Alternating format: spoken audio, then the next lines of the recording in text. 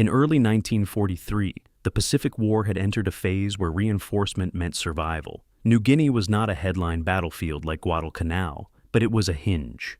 Whoever controlled its airfields and coastal approaches shaped the path toward Australia and the broader Southwest Pacific. Japanese command understood this. Troops had to be moved, supplies had to be delivered.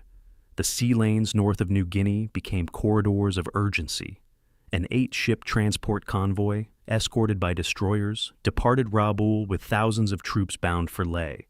The journey required crossing waters within range of Allied air power. Previous reinforcement attempts had suffered losses.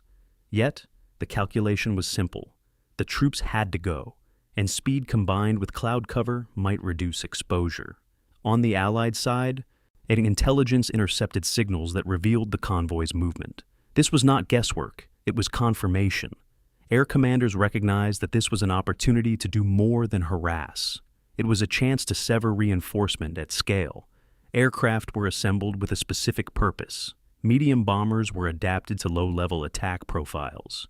Crews trained in skip bombing techniques, flying just above the water's surface to release bombs that would ricochet into ship hulls before detonation. Fighters prepared to strafe decks, suppress anti-aircraft fire, and turn the convoy into a target stripped of coordinated defense. When contact was made, it unfolded in layers. High-altitude bombers struck first, forcing the convoy to maneuver. Japanese ships attempted to scatter, tightening formations to maximize anti-aircraft coverage. But the real impact came from below and ahead, aircraft diving in low, releasing bombs that skipped across the sea and exploded at the waterline. The attacks were relentless. Wave after wave pressed in. Smoke from burning transports rose into the sky, marking targets for subsequent runs. Destroyers attempted to shield vulnerable ships, but coordination faltered under sustained assault. Aircraft strafed lifeboats and decks, ensuring that organized response was nearly impossible. The convoy was not annihilated in a single strike. It was dismantled over 2 days. Transports burned and sank. Destroyers were damaged or lost, attempting rescue operations. Thousands of troops were killed before reaching shore. Those who survived found themselves scattered in the water, facing exposure and further attack. The Battle of the Bismarck Sea was not a surface fleet engagement. It was an air-powered demonstration of decisive clarity. It proved that concentrated aerial assault, properly coordinated and adapted to environment, could neutralize convoy operations even under escort. It revealed the vulnerability of reinforcement routes in contested airspace. It reshaped Japanese logistical planning in the region. For Allied forces, it was confirmation that control of the air translated directly into control of the sea lanes. The destruction of the convoy deprived Japanese ground forces in New Guinea of critical manpower. It shifted momentum in a theater where incremental advantages accumulated steadily. Yet beyond strategy, there were human dimensions that rarely appear in summary. Sailors and soldiers clung to debris as ships rolled beneath them. Pilots flew repeated attack runs into dense anti-aircraft fire, knowing that altitude was both protection and limitation. Commanders on both sides faced the reality that reinforcement, the lifeline of any campaign, could become a death sentence if intercepted. The complete history of the Battle of the Bismarck Sea is not merely a chronicle of ships sunk and aircraft sorties flown.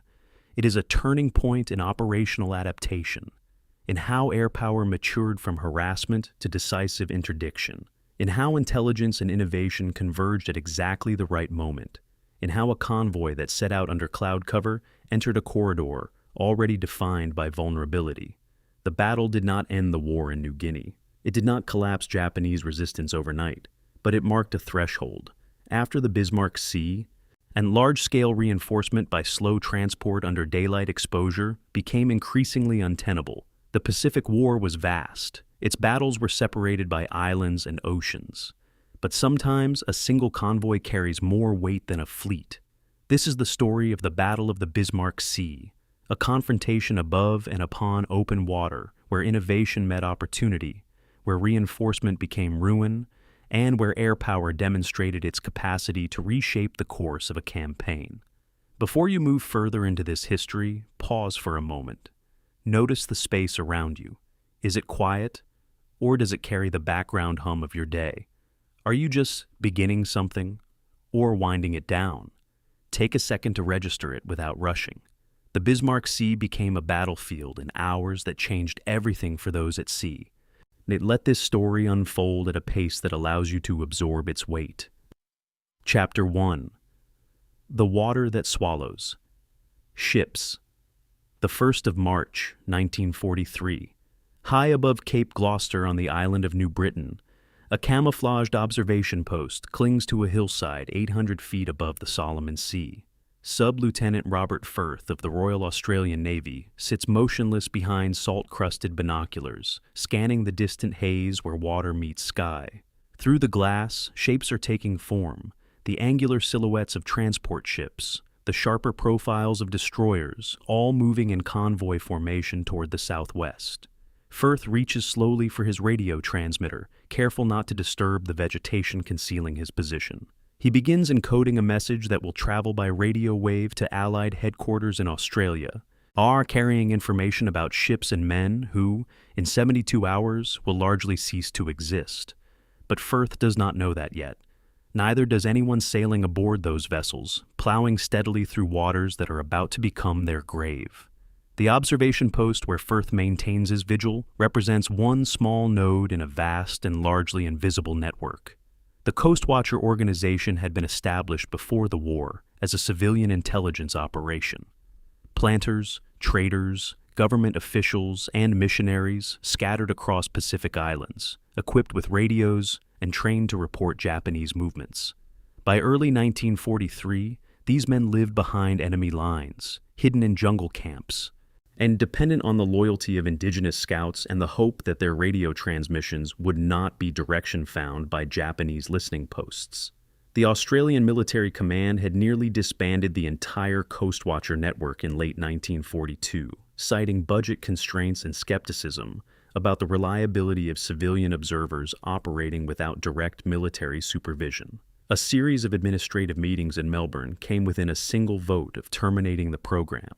The decision to continue it, made almost casually in a bureaucratic review session, would prove to be one of the war's quiet pivots, though no one in that Melbourne office could have known it at the time.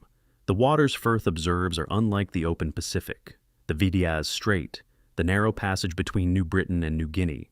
Ma compresses shipping into a natural choke point, barely 50 miles wide at its narrowest point. American PT boat crews who patrol these waters at night describe them with a particular kind of dread. Fog-prone, studded with uncharted reefs, subject to unpredictable currents that can drive a vessel onto rocks before the helmsman realizes the danger. The Australians call it the water that swallows ships, a nickname that predates the war and refers as much to the treacherous navigation as to enemy action. The strait connects the Bismarck Sea to the Solomon Sea, and any Japanese convoy attempting to reinforce garrisons in New Guinea must pass through this compressed geography. On one side of the strait sits the massive Japanese base at Rabaul, the largest forward operating installation outside the Japanese home islands. On the other side, in Allied airfields in Papua, Port Moresby, Dobadura, and smaller strips hacked out of jungle and swamp, create an overlapping umbrella of potential air coverage. Between these two opposing systems of power, the water itself has become a battlefield. The strategic situation that brings this convoy into Firth's binoculars has been developing for months. Rabaul, with its deep harbor and surrounding airfields, holds approximately 97,000 Japanese personnel in early 1943. The base requires roughly 300 tons of supplies daily just to maintain basic operations: food, fuel, ammunition, medical supplies, replacement equipment. This vast appetite must be fed by sea, as there are no overland routes and air transport capacity is wholly insufficient for bulk cargo. But Rabaul is not the destination. Thus, the ships Firth is watching are bound for Lae, a coastal town in New Guinea, where the Japanese 51st Division is running dangerously low on everything needed to sustain military operations. Without reinforcement, the garrison at Lae will starve. With reinforcement, it might hold long enough to anchor a defensive line across New Guinea. The convoy sailing through Firth's field of view represents Japan's attempt to solve this arithmetic, an attempt that is already compromised in ways the convoy's commanders do not yet fully grasp. In Brisbane, Australia, General Douglas MacArthur's headquarters has become the nerve center for Allied operations in the Southwest Pacific. The headquarters occupies the upper floors of the AMP building, a modest structure by wartime standards, but sufficient for the maps, communication equipment, and staff officers required to coordinate operations across thousands of miles of ocean and jungle. It is here that General George Kenney, commander of the 5th Air Force, has spent weeks reviewing reconnaissance photographs of Rabaul. The photos, taken by high-flying B-24 Liberators at considerable risk, show harbor installations, supply dumps, aircraft revetments, and the forest of masts indicating ships at anchor. Kenney understands that as long as Rabaul can be supplied and reinforced, it cannot be taken by direct assault. As long as it cannot be taken, the road to the Philippines, the route back to the territory MacArthur swore to reclaim, remains blocked. The problem is elegant in its simplicity and vexing in its implications. Japan's control of the sea lanes around New Guinea must be broken, or the Allied advance will stall indefinitely in the malarial swamps of Papua. The Japanese perspective on this same strategic problem is shaped by an equally stark arithmetic. In late February of 1943, Vice Admiral Junichi Kusaka and Lieutenant General Hitoshi Imamura review supply manifests in a concrete command bunker at Rabaul. The numbers are unforgiving. The 51st Division at Lae has 11 days of rice remaining. Ammunition stocks at Salamaua, another coastal garrison, have fallen to critical levels. Artillery units report they lack shells for sustained defensive fire. Medical supplies are nearly exhausted. The alternative to sending the convoy is watching 10,000 men slowly starve or capitulate without a fight. Neither outcome is acceptable to commanders who still believe the war can be stabilized. That a defensive line can be held, that time and tenacity might yet produce a negotiated settlement rather than total defeat. The convoy must sail, regardless of risk. The orders are drafted, the ships are loaded, and the mathematics of desperation override the caution that might, in other circumstances, have kept those vessels in harbor. Firth and his small team, 2 Australian officers and 3 Papuan scouts, have maintained their hidden position for 9 months. They live in constant proximity to discovery and death. Every ship they report brings Japanese direction-finding equipment closer to triangulating their position. Every transmission is a calculated risk, yet every ship they fail to report could mean disaster for Allied forces who depend on this intelligence to plan operations. The Coastwatchers exist in a peculiar kind of combat, invisible, silent, measured not in firefights, but in successfully transmitted messages. They see the enemy, but cannot engage. They possess information that could save lives, but must rely on others to act on it. The psychological weight of this role is documented in letters and post-war accounts. Men describe the particular anxiety of watching enemy convoys steam past, knowing that Allied aircraft might be searching for those very ships, and wondering whether the radio message got through, whether it was decoded correctly, whether anyone is listening. Among the papers recovered from Japanese archives after the war is a letter written by Petty Officer Yoshimura, a crew member aboard one of the transports anchored at Rabaul. The letter, dated late February and never mailed, and describes the beauty of the jungle-covered mountains visible from the harbor, the oppressive humidity that makes sleep difficult, the sound of Allied aircraft engines passing overhead at night, distant and unthreatening, but a reminder that the enemy is close. Yoshimura writes of his daughter, who would be 5 years old now, and his hope that the war might end before she grows old enough to forget him. The letter is formal in the manner of Japanese military correspondence, restrained in emotion, but the longing beneath the formal prose is unmistakable. It ends mid-sentence, as though Yoshimura was called away and never returned to finish it. The letter was found in a recovered mail bag, part of a larger collection of the undelivered correspondence that sank with the ship. The geographic trap into which this convoy is sailing has been observed and understood by both sides, though with different conclusions drawn from the same facts.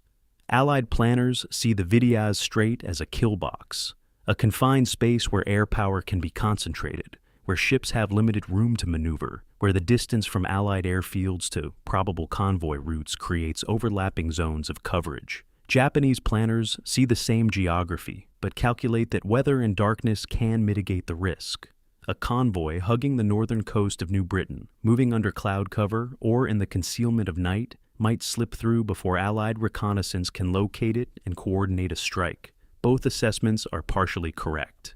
The question, still unanswered as Firth continues his vigil above Cape Gloucester, and is which calculation will prove closer to reality. The answer will be written in the lives of thousands of men, in the twisted metal of sunken ships, and in the strategic balance of a war that is still far from decided. The radio message Firth transmits on the 1st of March travels by high-frequency radio wave to a receiving station in Australia. From there, it is relayed to Allied headquarters, decoded, and added to a growing accumulation of intelligence about Japanese intentions in the Bismarck Sea. The message is one piece of a larger puzzle that includes radio intercepts, reconnaissance photographs, reports from other Coastwatchers, and information obtained from sources Firth knows nothing about. In the vast machinery of modern war, individual observations are aggregated, analyzed, and transformed into operational plans. If Firth will not know for days whether his report mattered, whether the convoy he observed was intercepted, whether the men aboard those ships lived or died as a result of information he transmitted. He sits in his observation post, watches the ships disappear into the haze, and waits for the next thing worth reporting. The ocean is calm. The sky is beginning to cloud over. In 72 hours, these same waters will be littered with wreckage and bodies, and the balance of power in the Southwest Pacific will have shifted in ways that will take months to fully understand. Chapter 2. The Map Room at Midnight. The 22nd of February 1943, 17 minutes past 2 in the morning. In a basement room beneath a brick building in Melbourne, Lieutenant Commander Rudolph Fabian stares at a partially decrypted Japanese naval message spread across his desk. The fluorescent lights overhead cast harsh shadows across the paper, and the room smells of cigarette smoke, stale coffee, and the particular mustiness of a space that never sees daylight.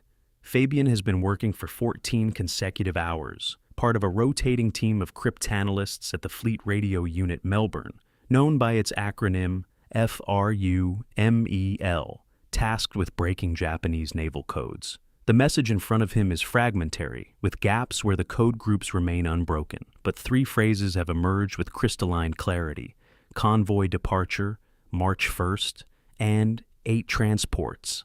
Fabian circles these phrases with a pencil, reaches for the internal telephone, and begins the process of transforming radio signals into actionable intelligence. The infrastructure that allows Fabian to read Japanese messages is vast, invisible, and entirely dependent on technological and human systems, working in precise coordination. Radio listening stations scattered across the Pacific and Australia intercept Japanese transmissions continuously, capturing them on paper tape or in handwritten logs. These raw intercepts are transmitted to FRUMEL, where they join a queue of thousands of messages awaiting decryption. The code being used by the Japanese Navy in early 1943 is designated JN-25 by Allied cryptanalysts, the 25th iteration of a complex 2-stage encryption system that uses codebooks to convert Japanese text into numerical groups. It then applies additive tables to further obscure the meaning. Breaking any single message requires identifying the correct codebook, subtracting the additives, and translating the resulting Japanese text into English. The entire process, even when the system is partially understood, can take hours or days depending on message complexity and the availability of context from previously decrypted traffic.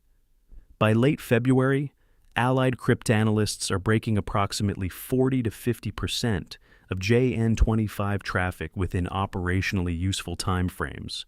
Not perfect, but sufficient to piece together Japanese intentions, if enough messages can be assembled into a coherent picture. The message Fabian is working on is part of a larger conversation between Rabaul and Tokyo. When combined with intercepts from the previous week, a pattern emerges. A major convoy is being organized. The cargo includes troops, ammunition, and equipment for the 51st Division. The destination is Lae, on the northern coast of New Guinea. The departure date is the 1st of March. Most critically, the convoy will follow the northern coast of New Britain rather than attempting a faster but more exposed route through open water. This single detail, the choice of route, changes the entire calculus of interception. A convoy hugging the coastline is confined to predictable waters, vulnerable to observation from Coastwatchers stations, and within range of Allied airfields for most of its journey. The Japanese have chosen caution over speed, and in doing so have created an opportunity for their enemy. Wing Commander William Benn, an intelligence officer with the Royal Australian Air Force, receives the Frumell summary on the morning of the 23rd of February. His role is to synthesize information from multiple sources: radio intercepts, reconnaissance reports, coastwatcher observations, and prisoner interrogations, into briefings that operational commanders can use to plan strikes. Ben has been performing this function long enough to understand the peculiar challenge of intelligence work in wartime. Too much caution and actionable information arrives too late to matter, too little caution, and commanders are sent chasing phantoms based on partial or misinterpreted intelligence. The art lies in distinguishing high-confidence assessments from speculation, and in communicating uncertainty without paralysis. The convoy intelligence falls into the high-confidence category. Multiple intercepts corroborate each other. The pattern matches known Japanese logistics practices.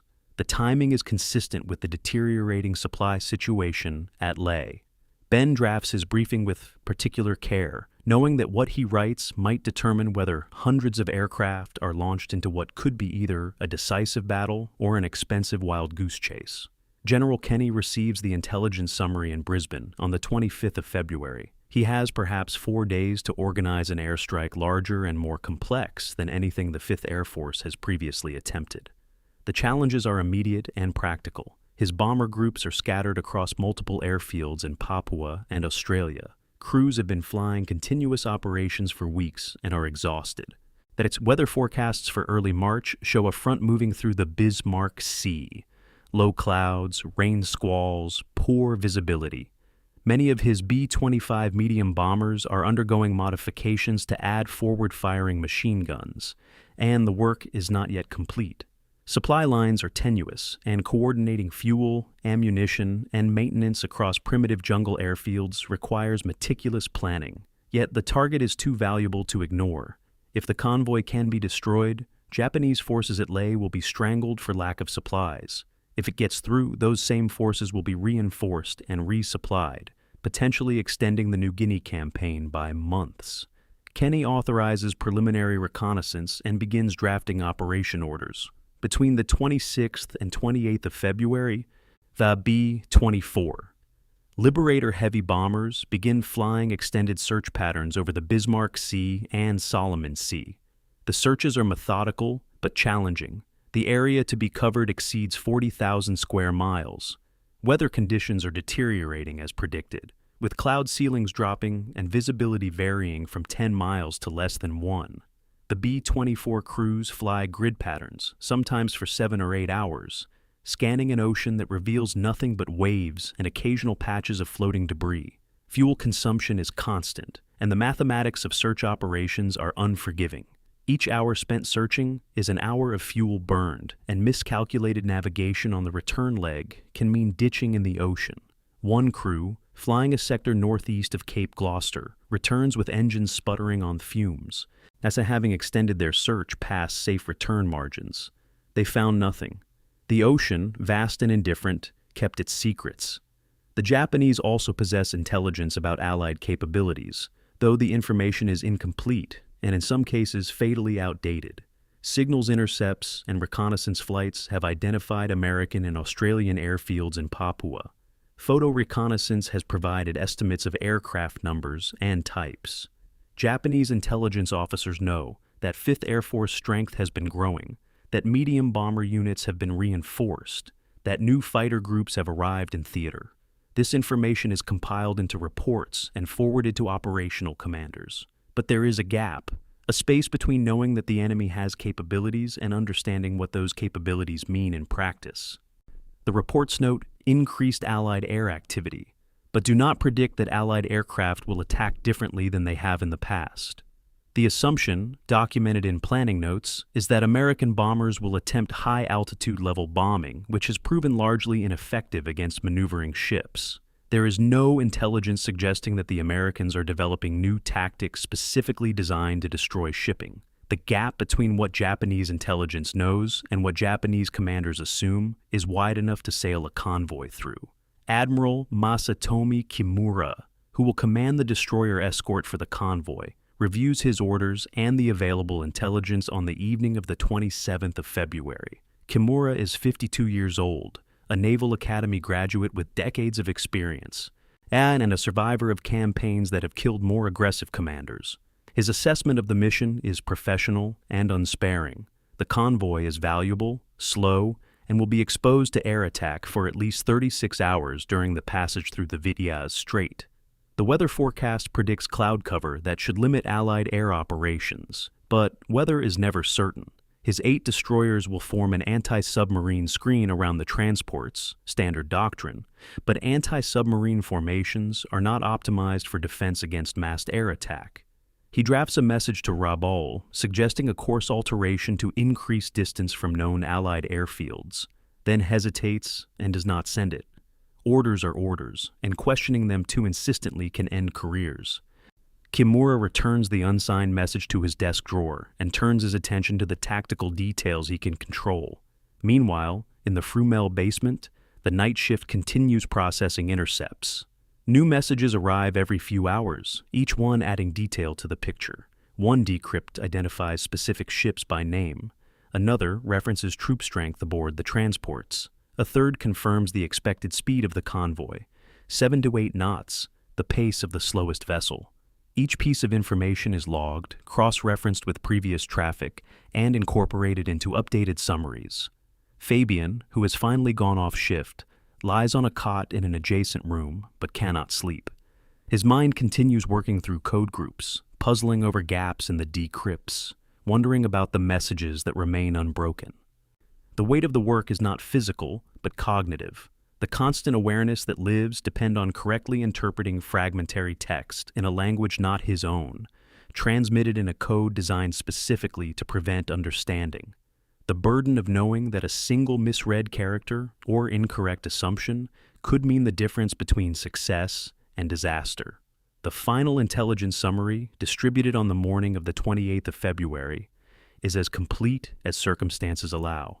It lists 8 transport ships by name, notes the approximate troop strength at 6,900 men, identifies the destroyer escort as 8 vessels under Kimura's command, and specifies the intended route hugging the northern coast of New Britain. The summary includes a confidence assessment, high probability that this information is accurate and current, and a time-sensitive notation indicating that the convoy is expected to sail within 48 hours. The summary does not include information that Frumel does not possess. It does not know the exact composition of cargo aboard each transport, the specific defensive armament of the merchant vessels, or the detailed contingency plans in case of attack. Intelligence is always partial, always fragmentary. The question facing Allied commanders is not whether they have perfect information, they never will, but whether they have enough to act.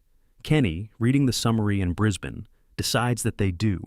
The orders go out, aircraft are fueled, crews are briefed, in the invisible war of radio signals and code breaking, and the Allies have gained an advantage. Whether they can translate that advantage into physical destruction of enemy ships remains to be seen. Chapter 3. The Low-Altitude Gamble.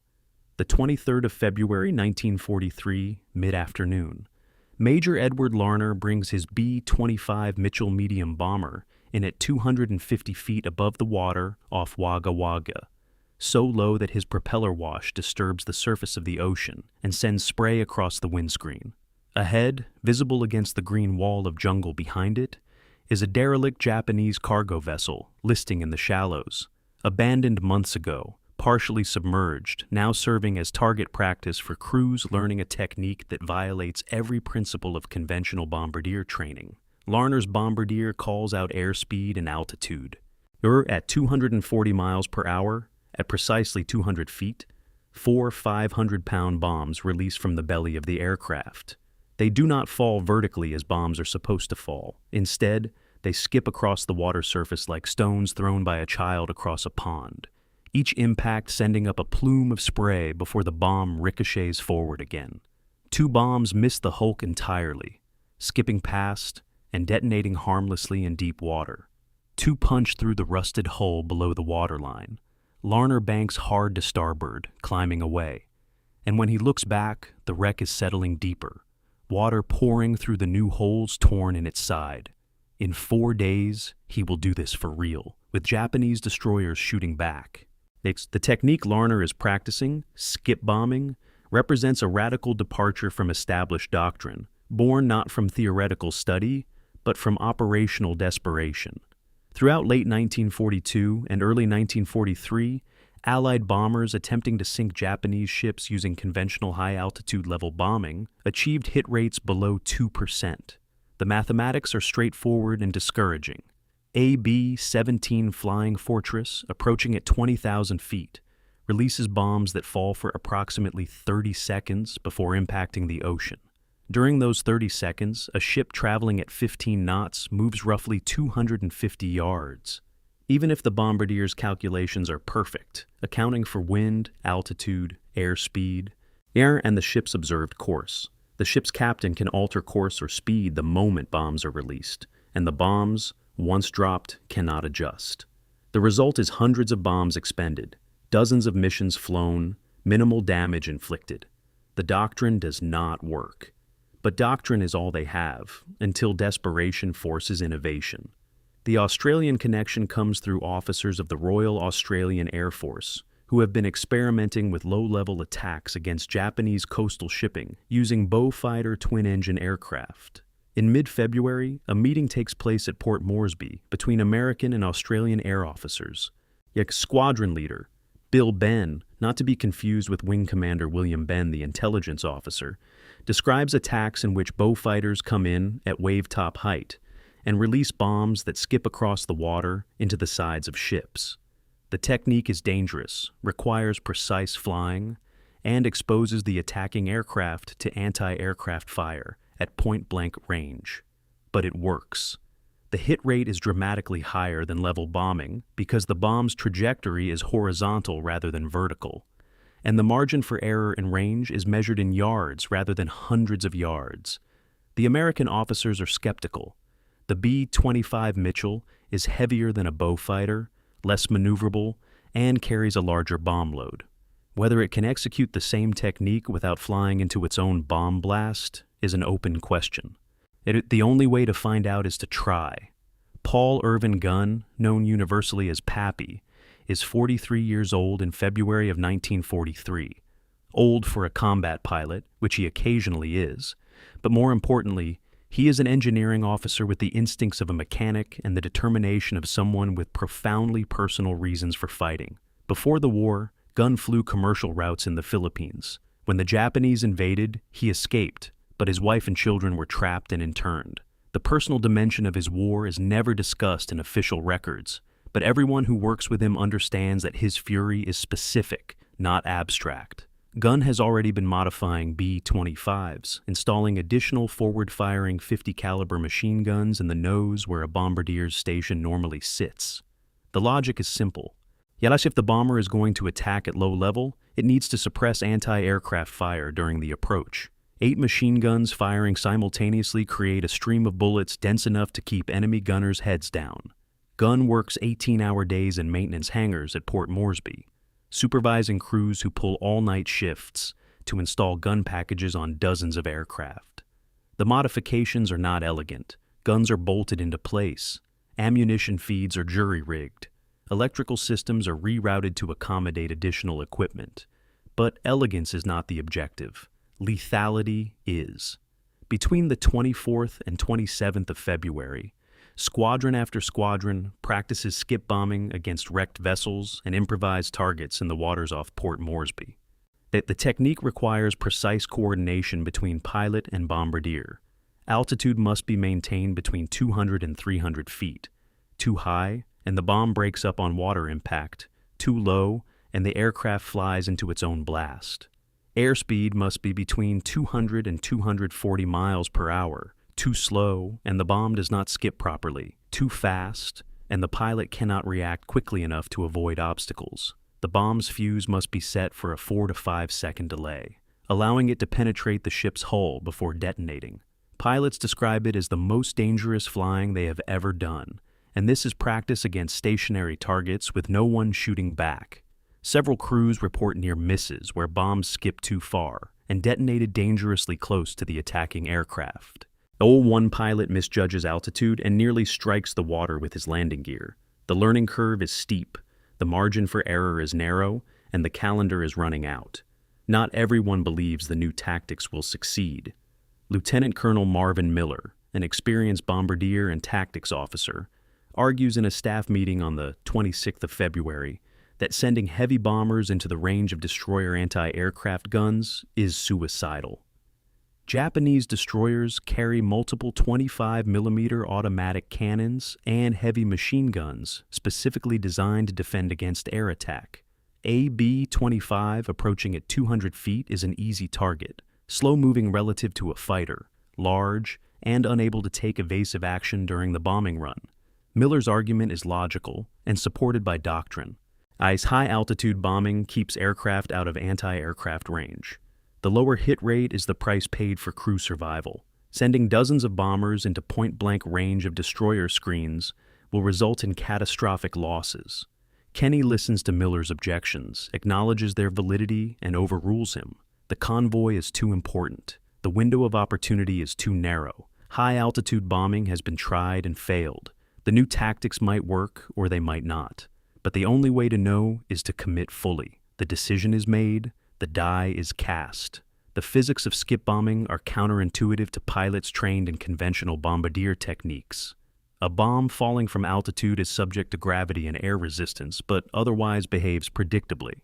A bomb skipping across water is subject to hydrodynamic forces that depend on angle of impact, velocity, water conditions, and the bomb's structural integrity.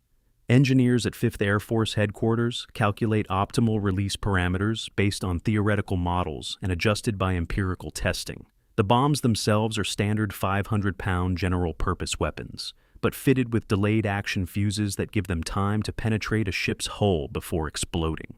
The delay is critical. A bomb that detonates on impact with the ship's side might cause damage but is unlikely to sink a vessel. A bomb that penetrates below the waterline before detonating opens the hull to flooding and can break a ship's back if it hits near structural bulkheads. Yes, the technical specifications are distributed to bombardiers and mimeographed briefing sheets that circulate through squadrons in the days before the attack. On the afternoon of the 27th of February, Kenny issues operational orders to 5th Air Force bomber groups specifying the new tactics. The orders are detailed. B-25 strafer units will attack at masthead height using forward guns to suppress anti-aircraft fire, then release skip bombs at targets of opportunity. A 20 Havocs will provide additional strafing support. B-17 flying fortresses will attack from medium altitude to divide Japanese defensive attention. P-38 Lightning fighters will escort the bombers and engage any Japanese aircraft that attempt to interfere. The coordination required is extraordinary. Aircraft from different units, flying at different altitudes and speeds, must converge on the same target area within a compressed time frame. Radio discipline must be maintained to avoid alerting the enemy. Navigation over open ocean, with limited landmarks and variable weather, must be precise. The plan depends on dozens of variables aligning correctly. In war, variables seldom align. The final practice missions occur on the 28th of February. By this point, crews have internalized the procedures. Pilots know the feel of the aircraft at attack altitude. Bombardiers know the sight picture when bombs should be released. Gunners know the rhythm of suppressive fire, but knowing and executing under fire are different things. Lieutenant Richard Bong, a P-38 pilot assigned to escort duty, writes in a letter home that the bomber crews seem both confident and apprehensive. Confident in their training, apprehensive about testing it against a real target that will shoot back with live ammunition. The letter, like many sent during this period, is censored before mailing, with references to specific tactics and dates blacked out. What remains is a fragment of emotional honesty. "We've practiced as much as we can," Bong writes. "Now we find out if it works." The question hanging over every briefing, every practice mission, every technical modification is whether American and Australian air crews can execute a tactic no one has attempted at this scale under combat conditions. The skip bombing technique has been proven against stationary targets and in small-scale attacks. Whether it will work against a defended convoy, with destroyers maneuvering and firing, with fighter cover potentially present, with weather and coordination challenges layered on top of tactical complexity, is unknowable until the moment of execution. On the evening of the 27th, Kenny meets with his senior staff and reviews the plan one final time. The intelligence is solid, the tactics are as refined as time permits, the crews are as ready as training can make them. The weather forecast suggests a brief window of opportunity when the convoy will be exposed and the clouds might clear enough for effective attack. Everything that can be controlled has been controlled. The rest is chance, skill, and the violent arithmetic of war. Chapter 4. The convoy forms. The 28th of February 1943, 1400 hours. And Corporal Yamada Ichiro stands in a line of 800 men snaking up the gangway of the transport ship Ayo Maru, docked at Simpson Harbor in Rabaul. His pack weighs 65 pounds, rifle, ammunition pouches, entrenching tool, mess kit, and rations for 5 days. The line moves slowly, each man shuffling forward a few steps, then stopping, then shuffling forward again. The harbor smells of diesel fuel, rotting fish, and the particular humid decay of a tropical port, where sanitation has become an afterthought to military necessity. Below decks, Yamada will find a space barely wider than his shoulders in which to sleep for the next 3 days. He has been told the voyage to Leh will take approximately 72 hours if weather and enemy action permit. He has not been told that Allied Codebreakers already know his ship's name, its cargo manifest, and its exact route. Above, the sky is beginning to cloud over, exactly as the weather forecast predicted. Yamada shoulders his pack and continues climbing. The convoy assembling in Simpson Harbor represents Japan's attempt to solve an impossible logistics equation. 8 transport ships, Ayo Maru, Teiyo Maru, Nojima, Kyokusei Maru, Kembu Maru, Oigawa Maru, Sinai Maru, and Taimei Maru, are being loaded with troops, ammunition, food, medical supplies, and field artillery. Each vessel takes aboard between 800 and 1,000 soldiers from the 51st Division, far exceeding the ship's designed passenger capacity. The mathematics are brutal and explicit. The garrison at Lae requires these men and this equipment to maintain defensive operations. That the alternative is watching that garrison collapse from starvation and ammunition exhaustion within weeks. Naval architects and transport officers understand that overloading the ships creates safety risks, reduced stability, inadequate life-saving equipment for the actual number of personnel aboard, slower speed due to displacement. But the mission's urgency overrides peacetime safety margins. War compresses acceptable risk into ranges that would be unconscionable in any other context. The escort forming around the convoy consists of 8 destroyers under Rear Admiral Kimura's command. Shikinami, Kimura's flagship, will lead. Yukikaze, Uranami, Shirayuki, Asagumo, Tokitsukaze, Arashio, and Asashio will form a protective screen around the transports. These are veteran vessels, yet survivors of the Guadalcanal campaign and the grinding attrition of the Solomon Islands fighting. Their crews know convoy escort duty, understand anti-submarine tactics, and have experience with air attack, though mostly against high-altitude bombers whose accuracy has been poor. Kimura positions the destroyers in standard formation, 2 ahead of the convoy, 3 on each flank, 1 trailing, optimized for detecting and engaging submarines. The formation is logical, given historical threat assessments. What Kimura has not been briefed on, because no one in Rabaul has observed it yet, is the possibility of mass low-level air attack using tactics specifically designed to destroy surface ships. The gap in Japanese tactical awareness is not the result of incompetence, but of the fog that surrounds all military innovation. Until a new tactic is used in combat, it remains invisible to the enemy. On the afternoon of the 1st of March, the convoy clears Rabaul's harbor defenses and turns southwest into the Solomon Sea. The weather forecast has proven accurate. Cloud ceiling is dropping, squalls are building, and visibility is decreasing to less than 3 miles in many areas. On the bridge of Aomaru, Captain Sugiyama observes the deteriorating weather with cautious relief. American reconnaissance aircraft operate most effectively in clear skies. Heavy cloud cover makes visual search difficult and disrupts the coordination required for massed airstrikes. If the weather holds through the Vityaz Strait Passage, the convoy might reach Leh with minimal interference. Sugiyama has made this run before, knows the waters, and understands the risks. His ship is slow, unarmored against anything larger than small arms fire, and carries enough troops and ammunition that a single torpedo or large bomb could send it to the bottom in minutes. But the alternative, refusing to sail, is not available to merchant captains in military service during wartime. Orders are followed, risks are accepted, and prayers are offered to whatever gods might listen to sailors in dangerous waters. Below decks on Aomaru, Yamada experiences the particular misery of troop transport by sea.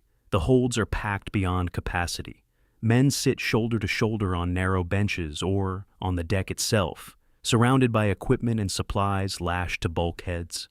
The air is fetid, body heat, unwashed uniforms, diesel fumes seeping up from the engine spaces, and the smell of vomit from men already succumbing to seasickness. There is no privacy, minimal sanitation, and constant noise. Engines thrumming, metal creaking, men talking or coughing or snoring. Some soldiers gamble with dice to pass the time. Others write letters home, though mail service from forward areas is sporadic at best, and they know the letters may never arrive. A sergeant tells stories about jungle fighting in the Malaya campaign, describing the weight of equipment in humid heat, the taste of captured British rations, the speed with which wounds become infected in tropical climates. The stories are meant to prepare younger soldiers for what awaits at Leh, but mostly they serve to fill the hours of tedium between departure and arrival. Aboard the destroyer Shikanami, Kimura reviews charts and weather reports throughout the night of the 1st to 2nd of March. Then everything appears acceptable on paper. The convoy's speed, 7 to 8 knots, limited by the slowest transport, is within expected parameters. The weather is providing cover. Rabaul has reported no unusual Allied air activity in the preceding 24 hours. The route hugging the New Britain coast keeps the convoy within range of Japanese fighter aircraft based at forward airfields, though Kimura has received no confirmation that fighter cover will actually be available. The absence of confirmation is not the same as negative confirmation, and Kimura has learned through experience not to assume capabilities that have not been explicitly guaranteed. Still, he permits himself to believe the mission might succeed. But the alternative, believing it will fail, serves no useful purpose and undermines the confidence required to command men in combat. Yet, Kimura cannot sleep. He lies in his cabin aboard Shikanami, listening to the destroyer's engines and the sound of water against the hull, and something in his gut tells him this convoy is more exposed than the planning staff in Rabaul understands. He has survived this long, in a war that has killed more aggressive commanders because he trusts his instincts, and his instincts are screaming warnings. The convoy is valuable, too valuable. It moves slowly, too slowly. It will be exposed for too long in waters where the Americans have demonstrated increasing capability. He considers drafting another message to Rabaul, recommending a course change, additional fighter cover, or even postponement until conditions improve. But he has already raised concerns during the planning phase. Continuing to question orders after they have been issued is career-ending behavior in the Imperial Japanese Navy. Kimura returns the thought to the back of his mind, makes a notation in his personal log about his concerns, and attempts to sleep. Orders are orders. The convoy will proceed. Japanese intelligence assessments available to Kimura and other operational commanders include accurate information about Allied air strength in New Guinea, but make critical analytical errors in interpreting what that information means. Reconnaissance photographs and signals intelligence have identified new bomber squadrons, increased aircraft numbers, and expanded airfield facilities around Port Moresby and Dobadura. As these facts are reported correctly, what the intelligence summaries fail to predict is that Allied bombers might attack using fundamentally different tactics than they have employed in previous convoy engagements. The assumption, stated explicitly in one intelligence analysis distributed in late February, is that American heavy bombers will conduct high-altitude level bombing while medium bombers provide harassment attacks. Neither tactic has proven particularly effective in the past, and neither is expected to achieve results sufficient to destroy a well-defended convoy. The analytical failure is not stupidity, but imagination, the inability to predict that the enemy might innovate in response to previous failures. As warfare rewards innovation precisely because it creates temporary advantages against enemies who are still preparing for the last battle rather than the next one. The 51st Division soldiers packed aboard the 8 transports represent a mixture of veterans and replacements. Some fought in China, some in the Dutch East Indies, some in Malaya and Singapore. They have been sent to reinforce a garrison that is slowly being strangled by Allied air and naval interdiction. Many understand they are being sent into a deteriorating situation, but military service does not include the option to decline dangerous assignments. Letters and diaries recovered after the war reveal a spectrum of emotions: resignation, determination, fear carefully controlled, and occasional dark humor.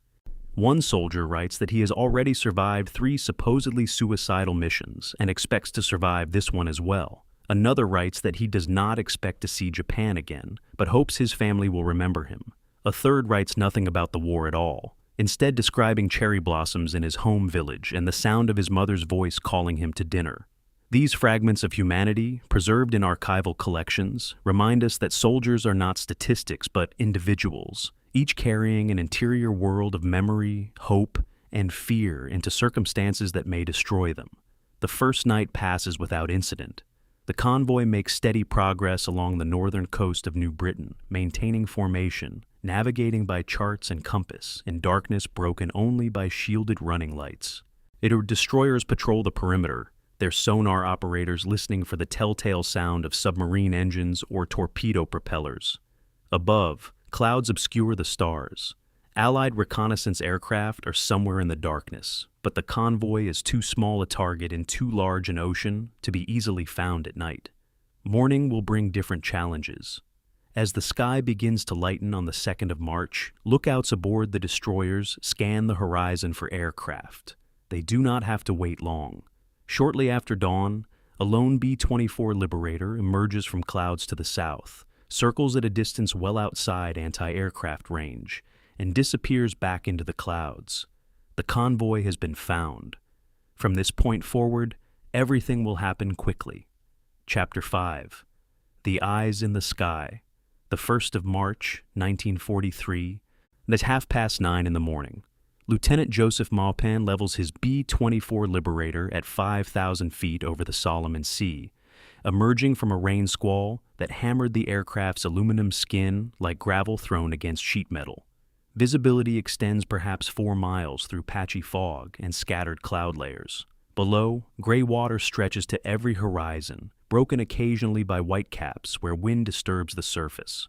Maupin's navigator plots the next leg of their search pattern on a chart spread across his small desk, using a pencil to mark their estimated position and the sector they have covered. Fuel consumption calculations give them 3 more hours of search time before they must turn back toward Port Moresby. Somewhere below, intelligence reports indicate a Japanese convoy is moving toward Leh. So far, Maupin and his crew have found nothing but empty ocean, drifting debris, and shadows that resolve into wave patterns when examined more closely. The search grid assigned to 5th Air Force reconnaissance units covers approximately 40,000 square miles of ocean between Rabaul and the New Guinea coast. A dozen B-24s from the 90th and 43rd Bomb Groups are flying expanding box searches, each aircraft responsible for a designated sector. The mathematics of searching such a vast area with limited aircraft are unforgiving, even flying at optimal altitude with maximum visibility. A single B-24 can visually scan only a narrow corridor of ocean directly beneath its flight path. The probability of finding a convoy depends on accurate intelligence about its route and speed.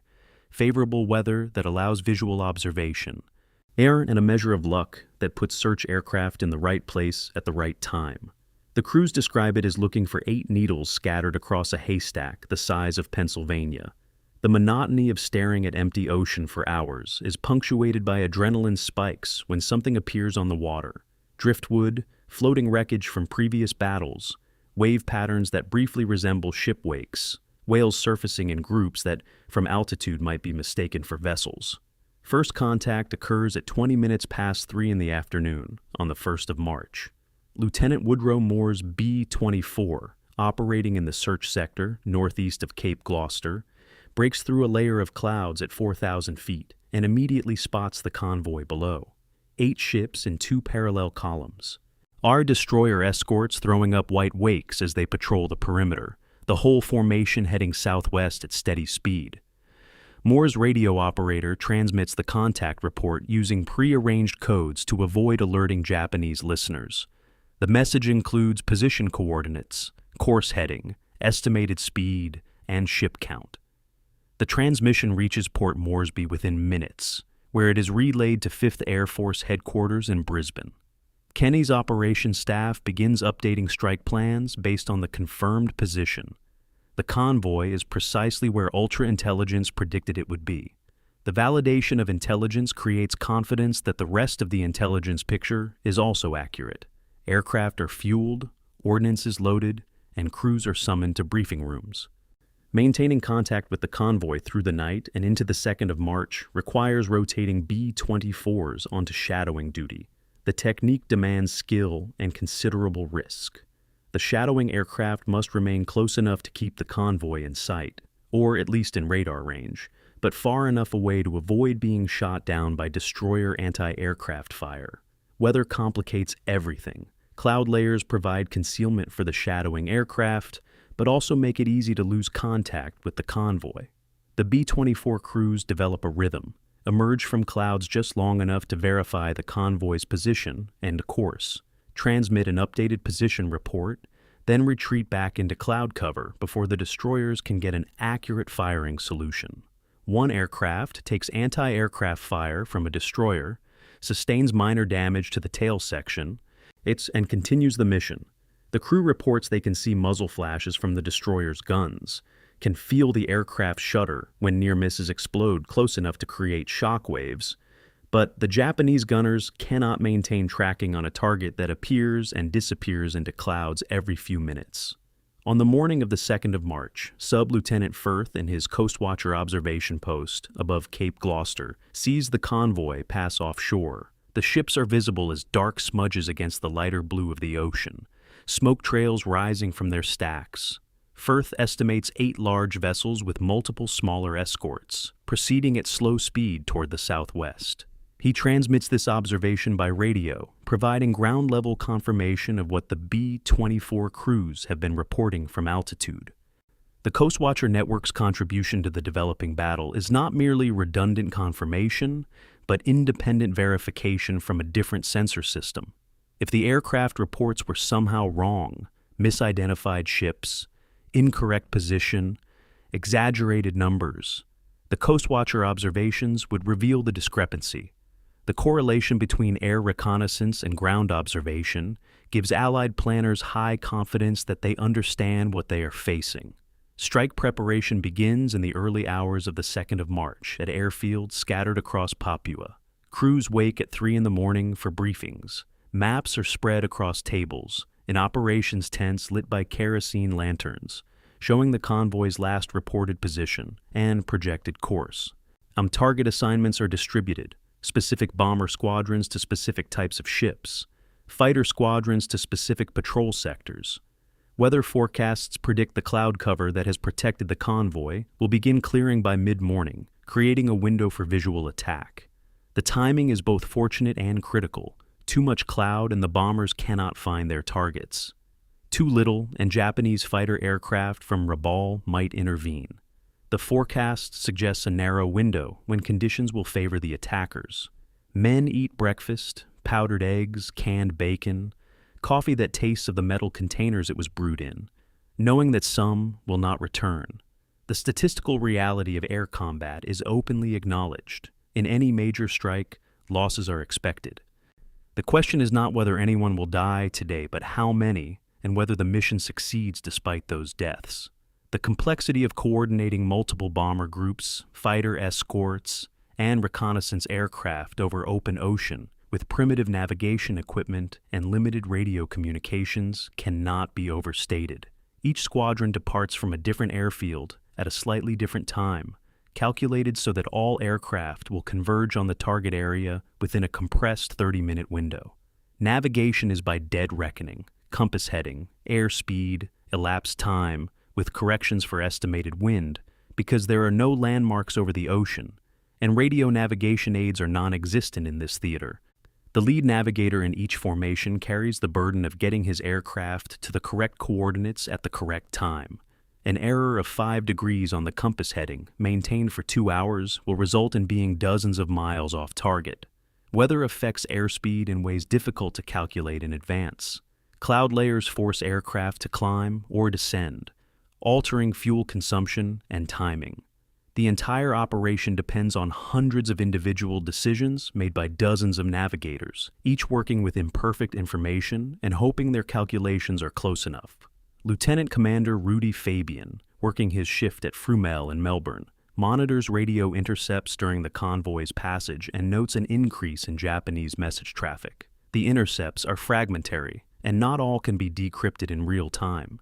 But the pattern is clear. The convoy has reported being shadowed by Allied aircraft. Rabaul has responded with messages that appear to be coordinating fighter cover, though the details remain unclear. One decrypt, processed several hours after transmission, contains a reference to weather conditions and a note that visibility is worse than forecast. Another message, intercepted but not yet decrypted, originates from one of the convoy escorts and carries an urgent priority flag. These fragments, like puzzle pieces spread across a table, suggest growing Japanese awareness that they are being tracked. What the intercepts cannot reveal is whether Japanese commanders understand the scale of the attack being prepared against them. The final reconnaissance update before the main strike arrives at 0900 hours on the 2nd of March. AB-24 crew reports the convoy is proceeding on course. Weather is clearing as forecast, and no Japanese fighter aircraft have been observed in the target area. The report includes updated coordinates and an estimate that the convoy is now within comfortable range of Allied airfields. The information is radioed to bomber formations already en route, allowing final navigation corrections. In the lead B-17 of the high-altitude formation, Captain William Ben receives the update and adjusts his approach heading by 3 degrees. The change is minor, but potentially critical. War often turns on margins measured in degrees, minutes, and miles. A bomber formation 5 miles off target might miss the convoy entirely. A formation arriving 5 minutes early might attack before fighter cover is in position. A formation arriving 5 minutes late might find the target already obscured by smoke from earlier attacks. Precision in chaos is the ideal. What usually happens is controlled approximation, close enough to engage, good enough to achieve some measure of success, imperfect enough that losses and missed opportunities are inevitable. The ocean below the searching, shadowing, and now attacking aircraft is not empty water, but a contested battle space layered with invisible zones of observation, detection, and engagement. Japanese lookouts scan the horizon from destroyer bridges. American radar operators watch their scopes for returning signals that might indicate aircraft. Radio operators on both sides listen to frequencies, trying to intercept enemy communications or direction-finding transmissions that might reveal positions. The battle that is about to begin has already been fought in the electromagnetic spectrum, in the patient work of codebreakers, in the careful plotting of navigators, and in the quiet determination of coastwatchers who risk everything to transmit a few numbers and letters describing what they see. When the first bombs fall and the first guns fire, those preliminary invisible battles will determine who has the advantage. On the morning of the 2nd of March, the advantage belongs to the Allies, though the margin is narrower than hindsight will suggest, and the outcome is still far from certain. Chapter 6. The Masthead Run. The 2nd of March, 1943, 15 minutes past 10 in the morning. Captain William Benn's B-17 Flying Fortress emerges from scattered clouds at 7,000 feet directly above the Japanese convoy. And below, the formation is starkly visible against calm water. 8 transports arranged in 2 neat columns, 8 destroyers positioned in protective screen around them.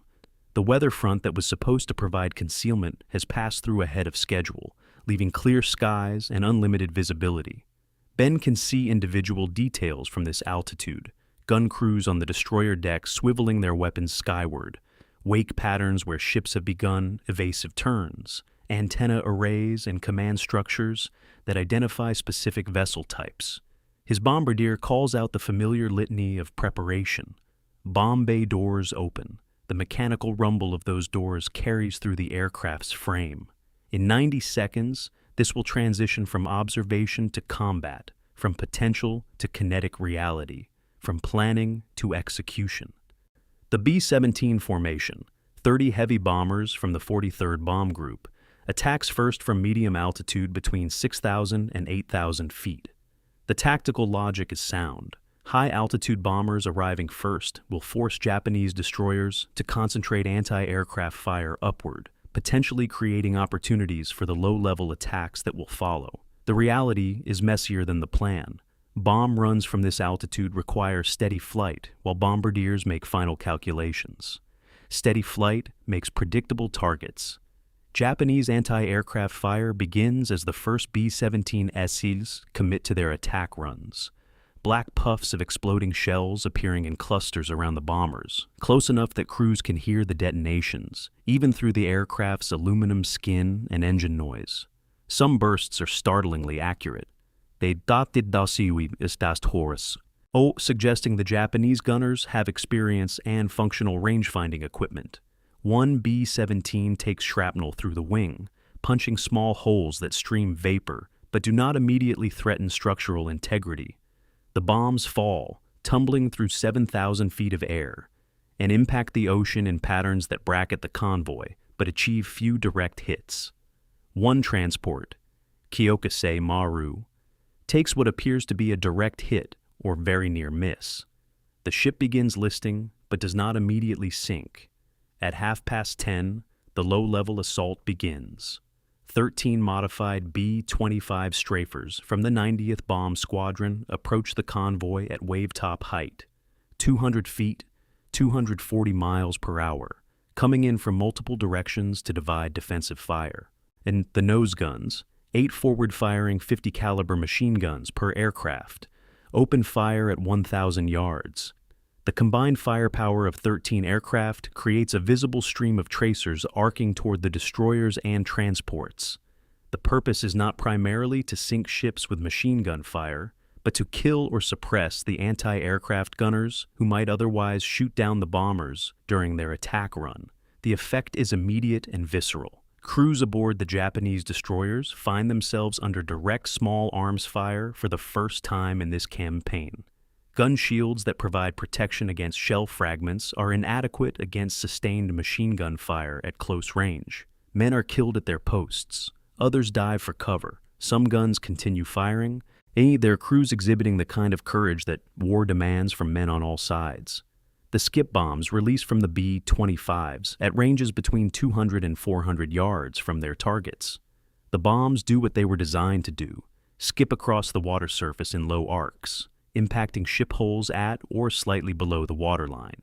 The first confirmed hit occurs at 37 minutes past 10, when a bomb from Lieutenant Robert Rueg's bomber impacts the transport Kyokusei Maru, already damaged from the earlier high-altitude attack, and detonates inside the hull. The explosion is visible from aircraft still inbound, a gout of water and debris that rises higher than the ship's masts. The transport begins to settle immediately, taking on water faster than pumps can compensate. A second hit strikes the destroyer Tokitsukaze amidships, rupturing fuel bunkers and flooding the forward engine room. The destroyer slows, loses formation integrity, and becomes an even easier target for subsequent attacks. A third skip bomb hits the transport Teo Maru, though this detonation is less catastrophic and the ship remains afloat initially. Aboard the destroyer Horatio, anti-aircraft gunners track a B-25 approaching from the starboard quarter. The aircraft is so low that the gunners can see the pilot's face through the cockpit glass. The 8 nose guns create a pattern of impacts across the destroyer's superstructure, killing 3 men and wounding 5 others before the aircraft passes overhead, close enough that the roar of its engines drowns out all other sound. The skip bomb releases, skips once, twice, and punches through the destroyer's hull below the waterline near the forward magazine. The detonation that follows could have been catastrophic. A magazine explosion would have destroyed the ship instantly, but the bomb detonates in a passageway adjacent to, but not inside, the magazine space. Flooding begins immediately.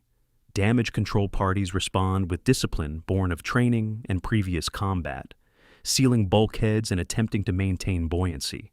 But the damage is severe.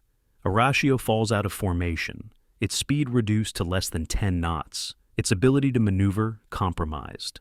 Below decks on the transport Ayo Maru, Corporal Yamada experiences the attack as sound, vibration, and terror. The first indication is the rising pitch of aircraft engines growing rapidly louder.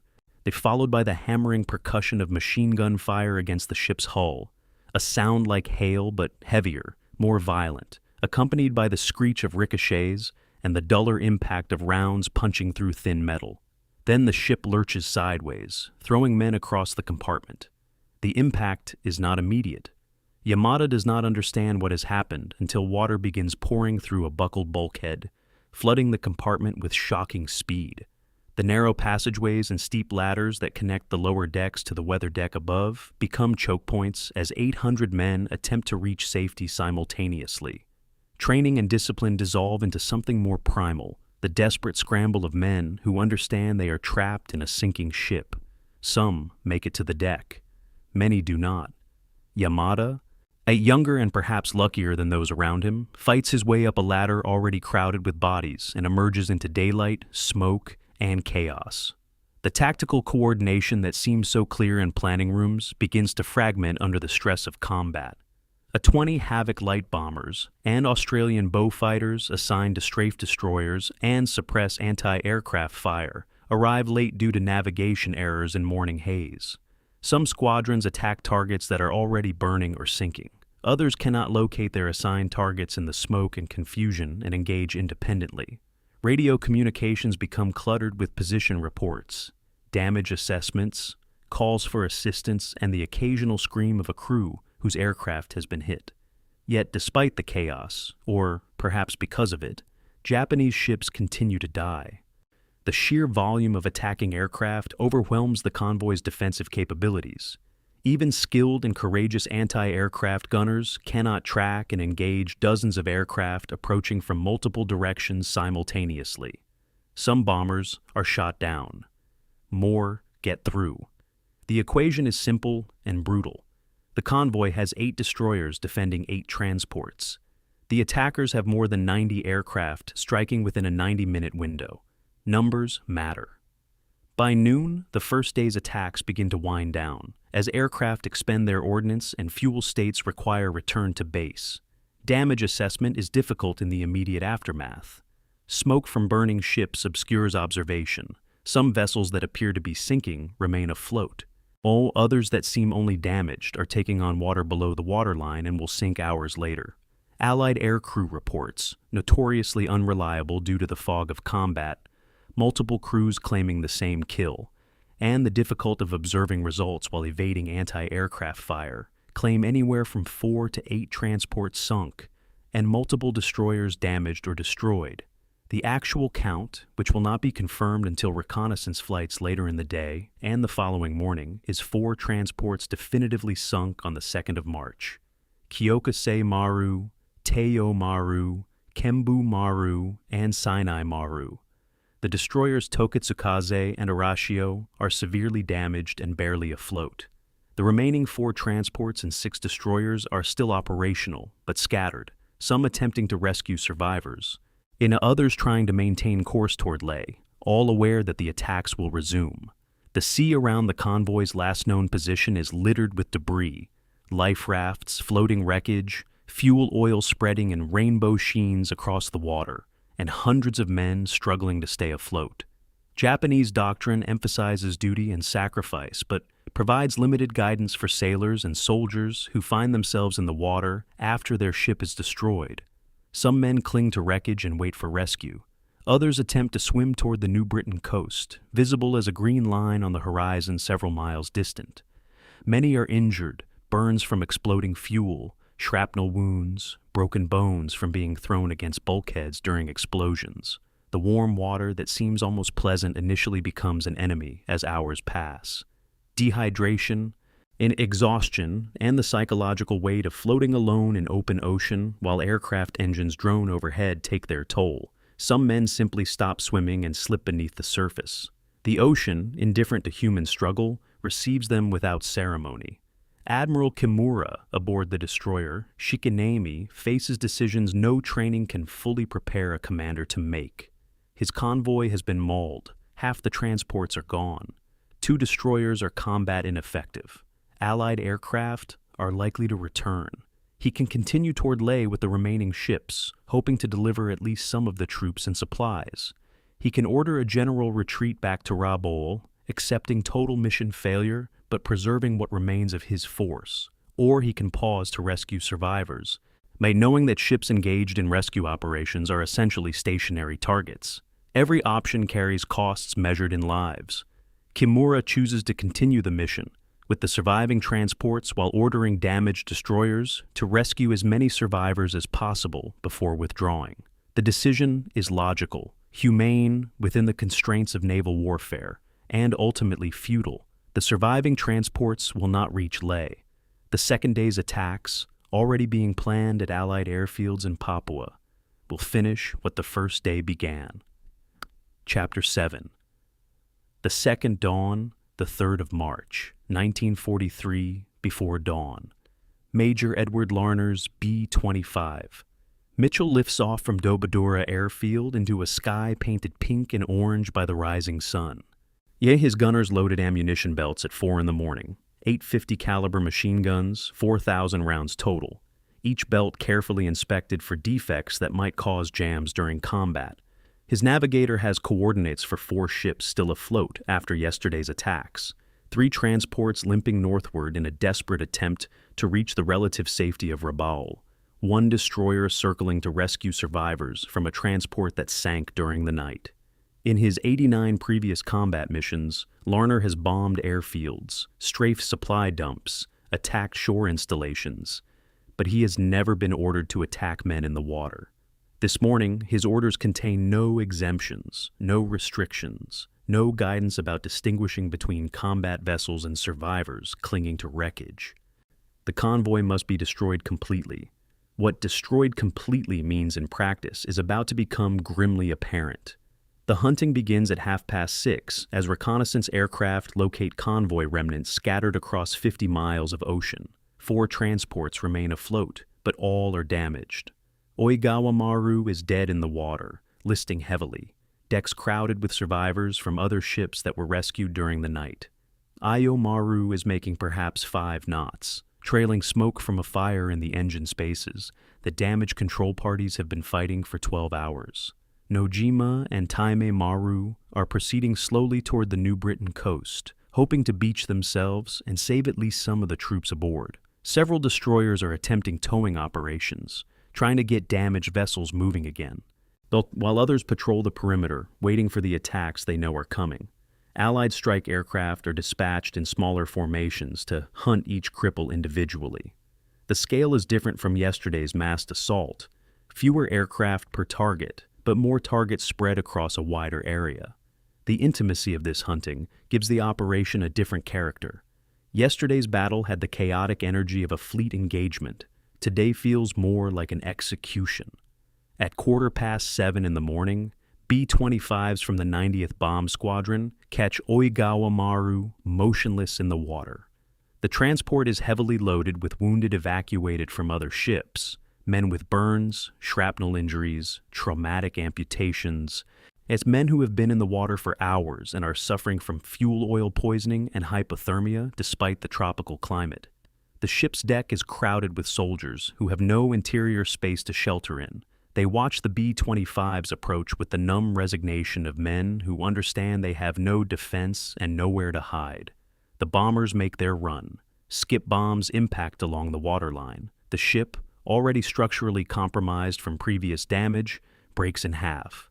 The two sections remain afloat for perhaps 90 seconds before flooding drags them under. Men jump or are thrown into the water.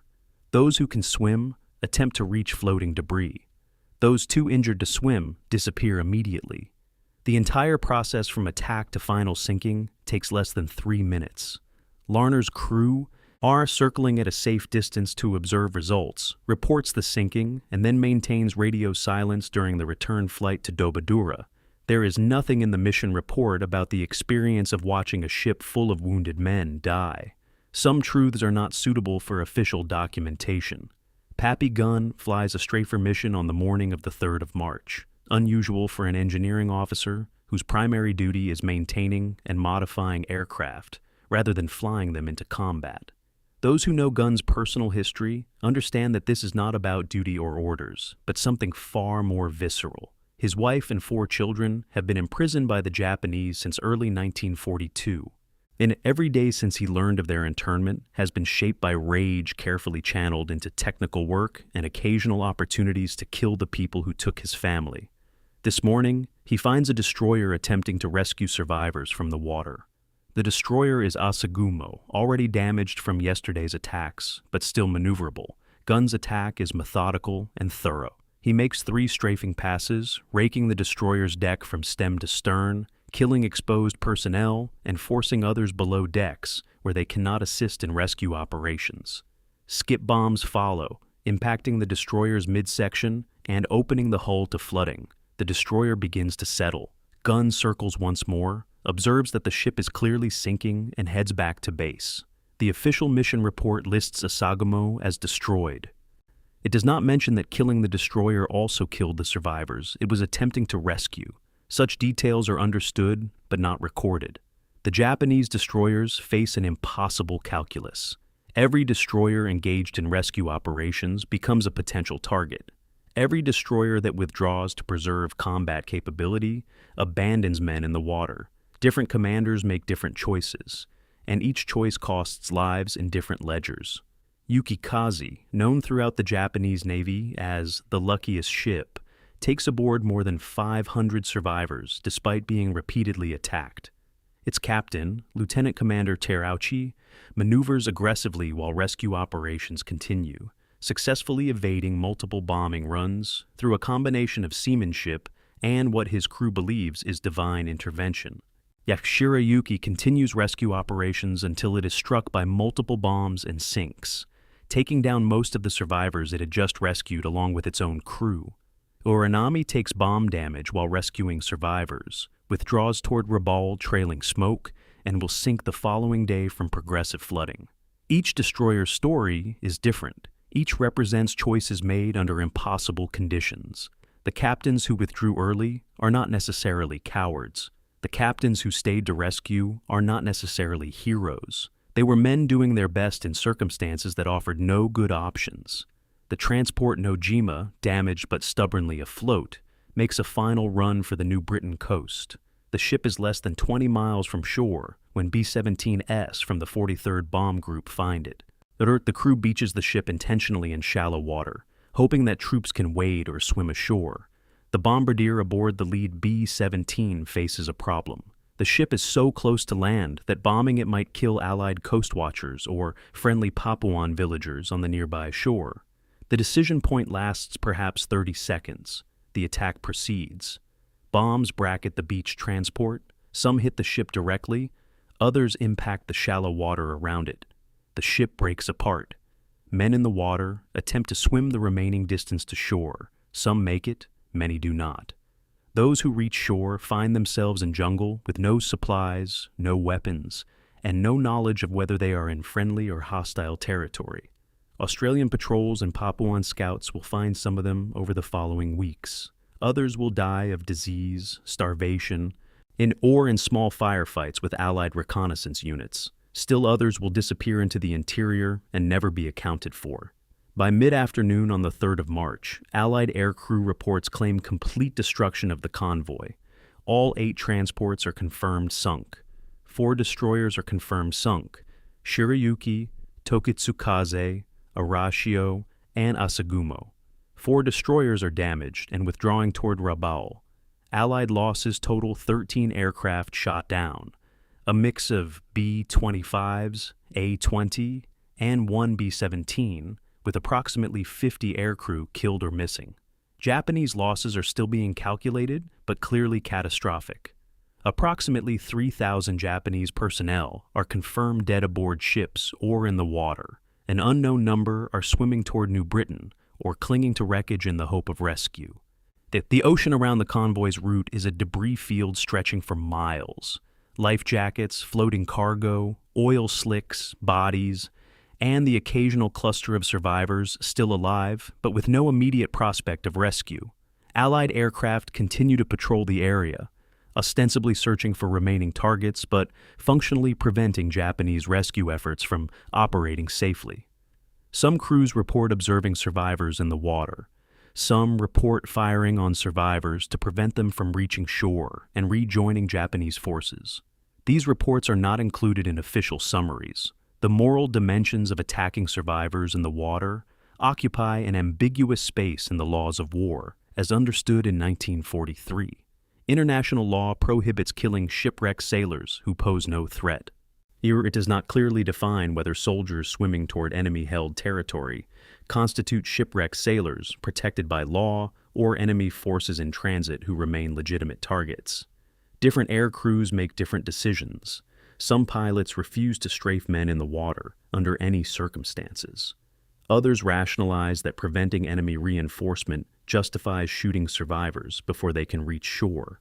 A few engage in what can only be described as massacre, returning repeatedly to strafe clusters of survivors with machine gun fire. Post-war interviews reveal profound psychological scars among some aircrews who participated in these actions, while others express no remorse.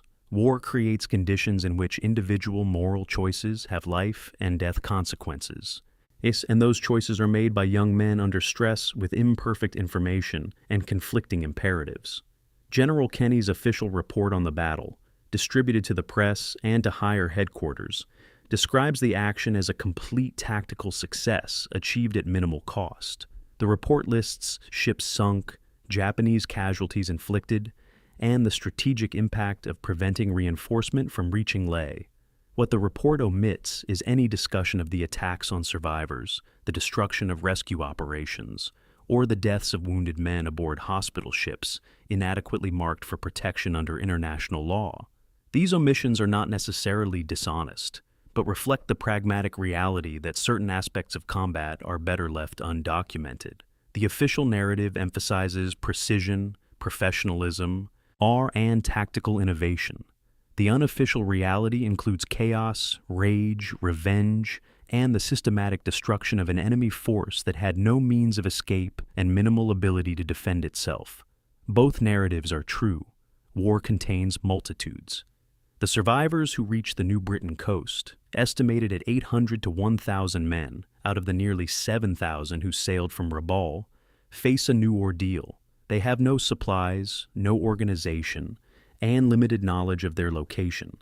The jungle that begins 10 meters from the shoreline is hostile in ways different from, but no less lethal than the air attacks they survived.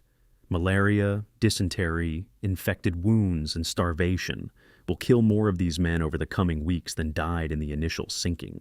Allied forces, including Australian commandos and Papuan scouts, hunt the survivors methodically. Some Japanese soldiers are captured and become prisoners of war. Others organize into small groups and attempt to reach friendly lines overland, only to die in ambushes or from disease. A few disappear into the interior and are never accounted for. The battle that seemed to end on the 3rd of March when the last transport sank actually continues in slow motion for months, measured not in explosions but in unopened graves in jungle clearings and names added to lists of missing presumed dead. Chapter 8. The Radio Silence. The 2nd of March, 1943. 40 minutes past 6 in the evening. In the basement radio room at Fleet Radio Unit Melbourne, Commander Rudolph Fabian removes his headphones and listens to a recording of intercepted Japanese radio traffic captured earlier in the afternoon. The transmissions are fragmentary, some partially garbled by atmospheric interference, several using emergency broadcast procedures that suggest the sender is under immediate threat. One phrase appears repeatedly across multiple messages, emerging clearly even through encryption and static. Under air attack, severe damage, many casualties. The timestamps on the intercepts span nearly 2 hours, from mid-morning through early afternoon.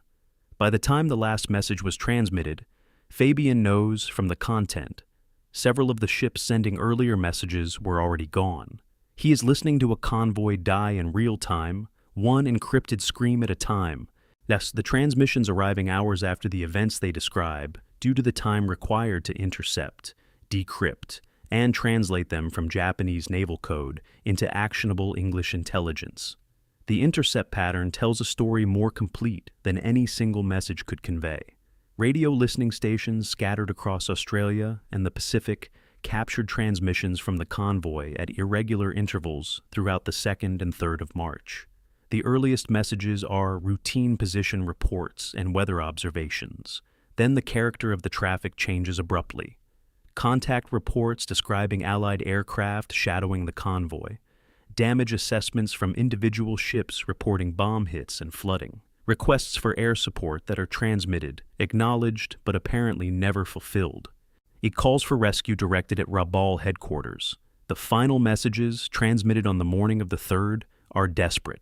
Ships reporting they are sinking, giving final positions, requesting any assistance available. Then silence.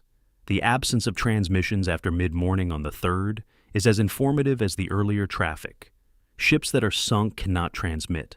Ships that are fleeing do not want to reveal their positions. The radio spectrum, previously crowded with convoy communications, goes quiet. Frumel analysts interpret the silence correctly. The convoy has been destroyed. At Rabaul headquarters, Vice Admiral Junichi Kusaka and Lieutenant General Hitoshi Imamura received the first reports of the convoy under attack on the 2nd of March around midday. The initial reports are concerning, but not catastrophic.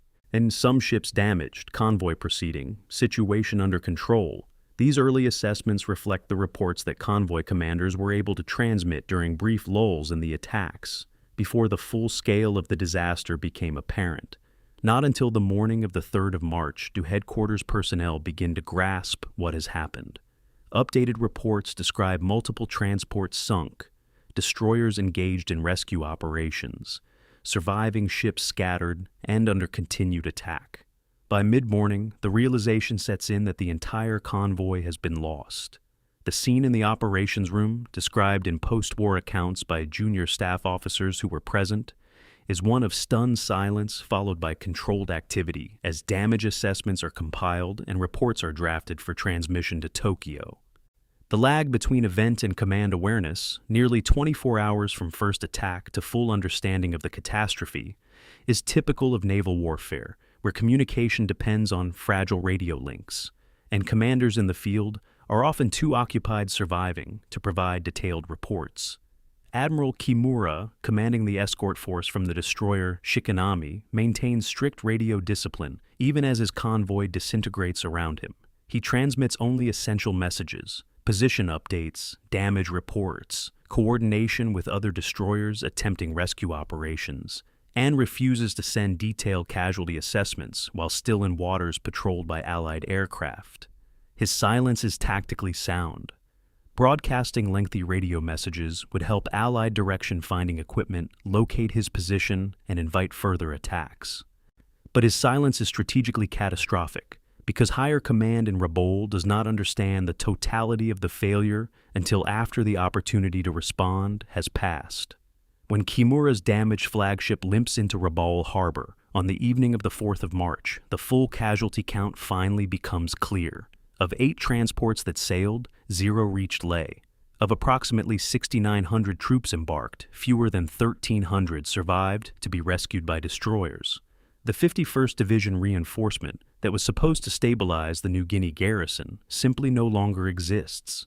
In Brisbane, 5th Air Force intelligence officers compile pilot reports and attempt to construct an accurate assessment of damage inflicted. The challenge is familiar to anyone who has worked with combat damage assessment. The pilots under stress, focused on survival and mission execution, make imperfect observers. Multiple crews frequently claim credit for the same sinking. Ships that appear to be going down sometimes remain afloat. Damage that seems minor from altitude may have caused fatal flooding below the waterline. The initial estimates range from wildly optimistic, one summary claims 12 ships sunk, to more conservative assessments acknowledging uncertainty.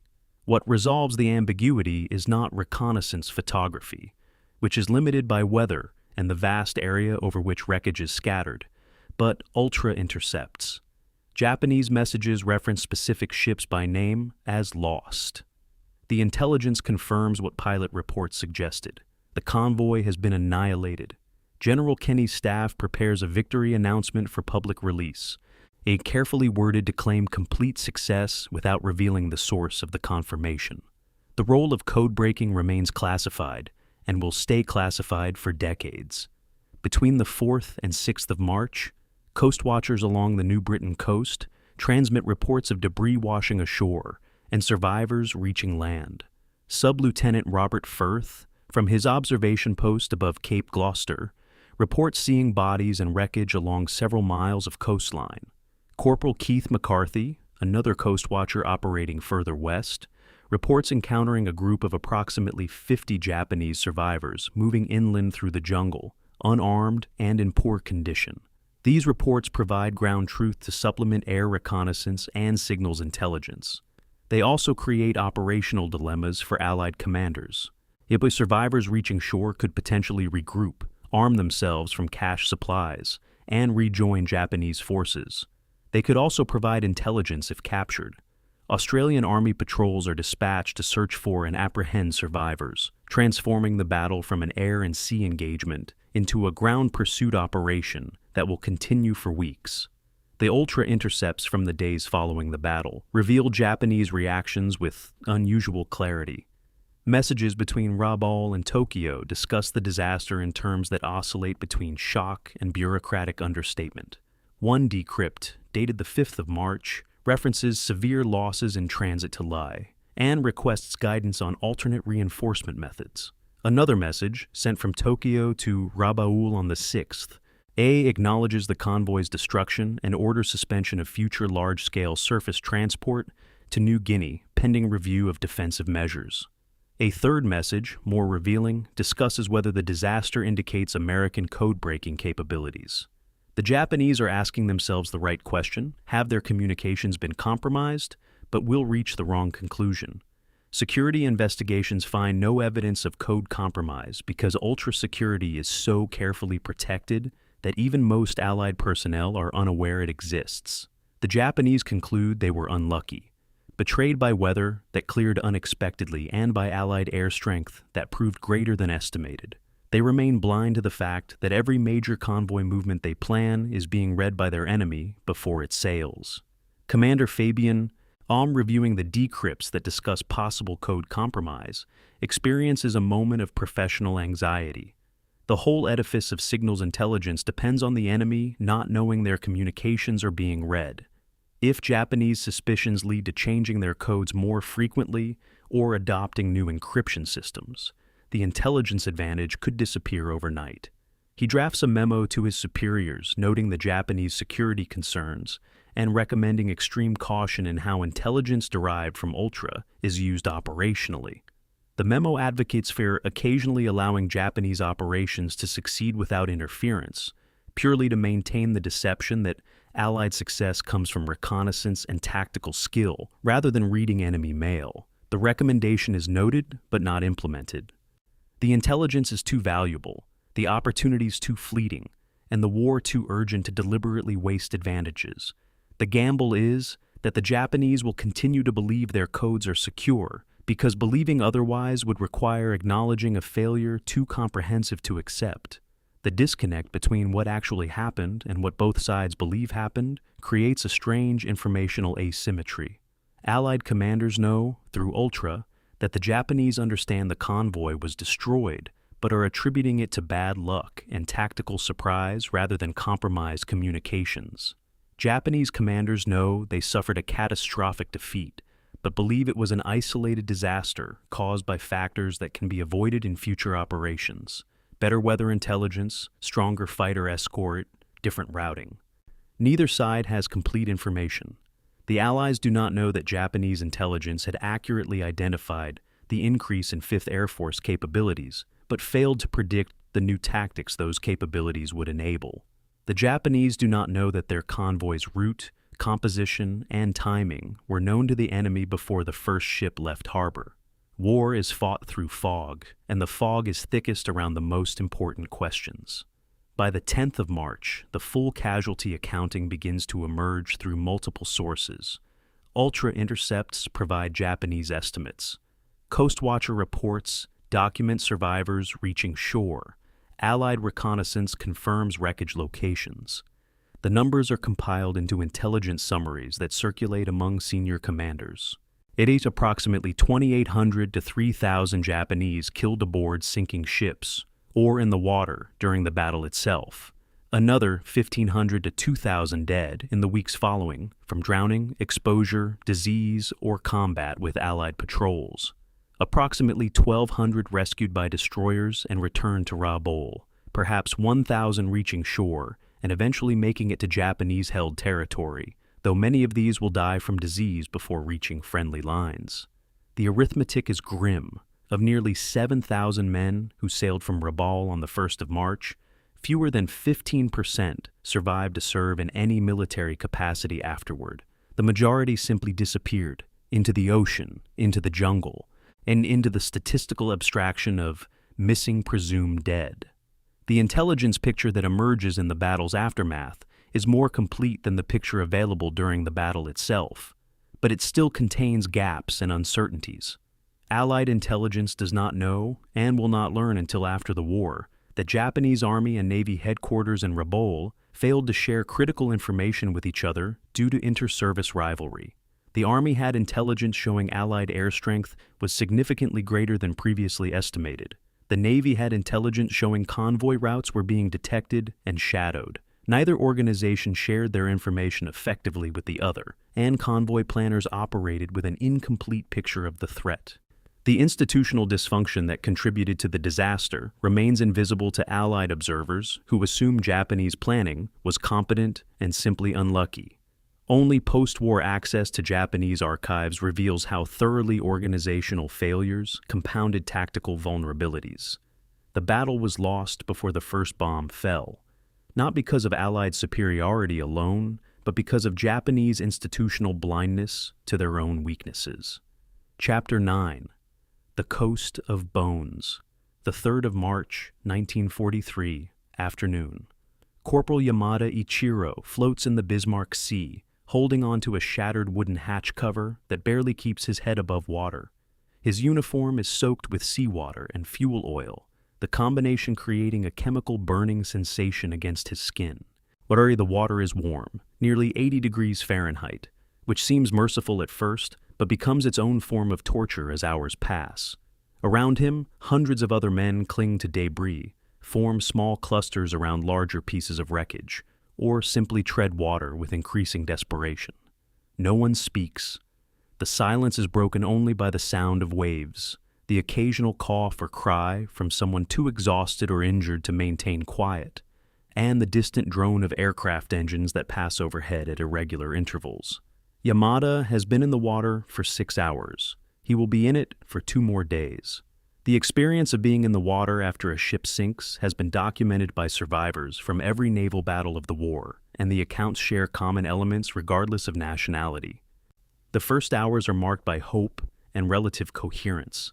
Men cluster together, share whatever flotation devices are available, discuss rescue prospects, and maintain military discipline even in extremity. Officers attempt to organize survivors into groups. The wounded are helped onto rafts or larger debris. Those who can swim assist those who cannot. But as the sun climbs higher and hours pass without rescue, hope begins to erode.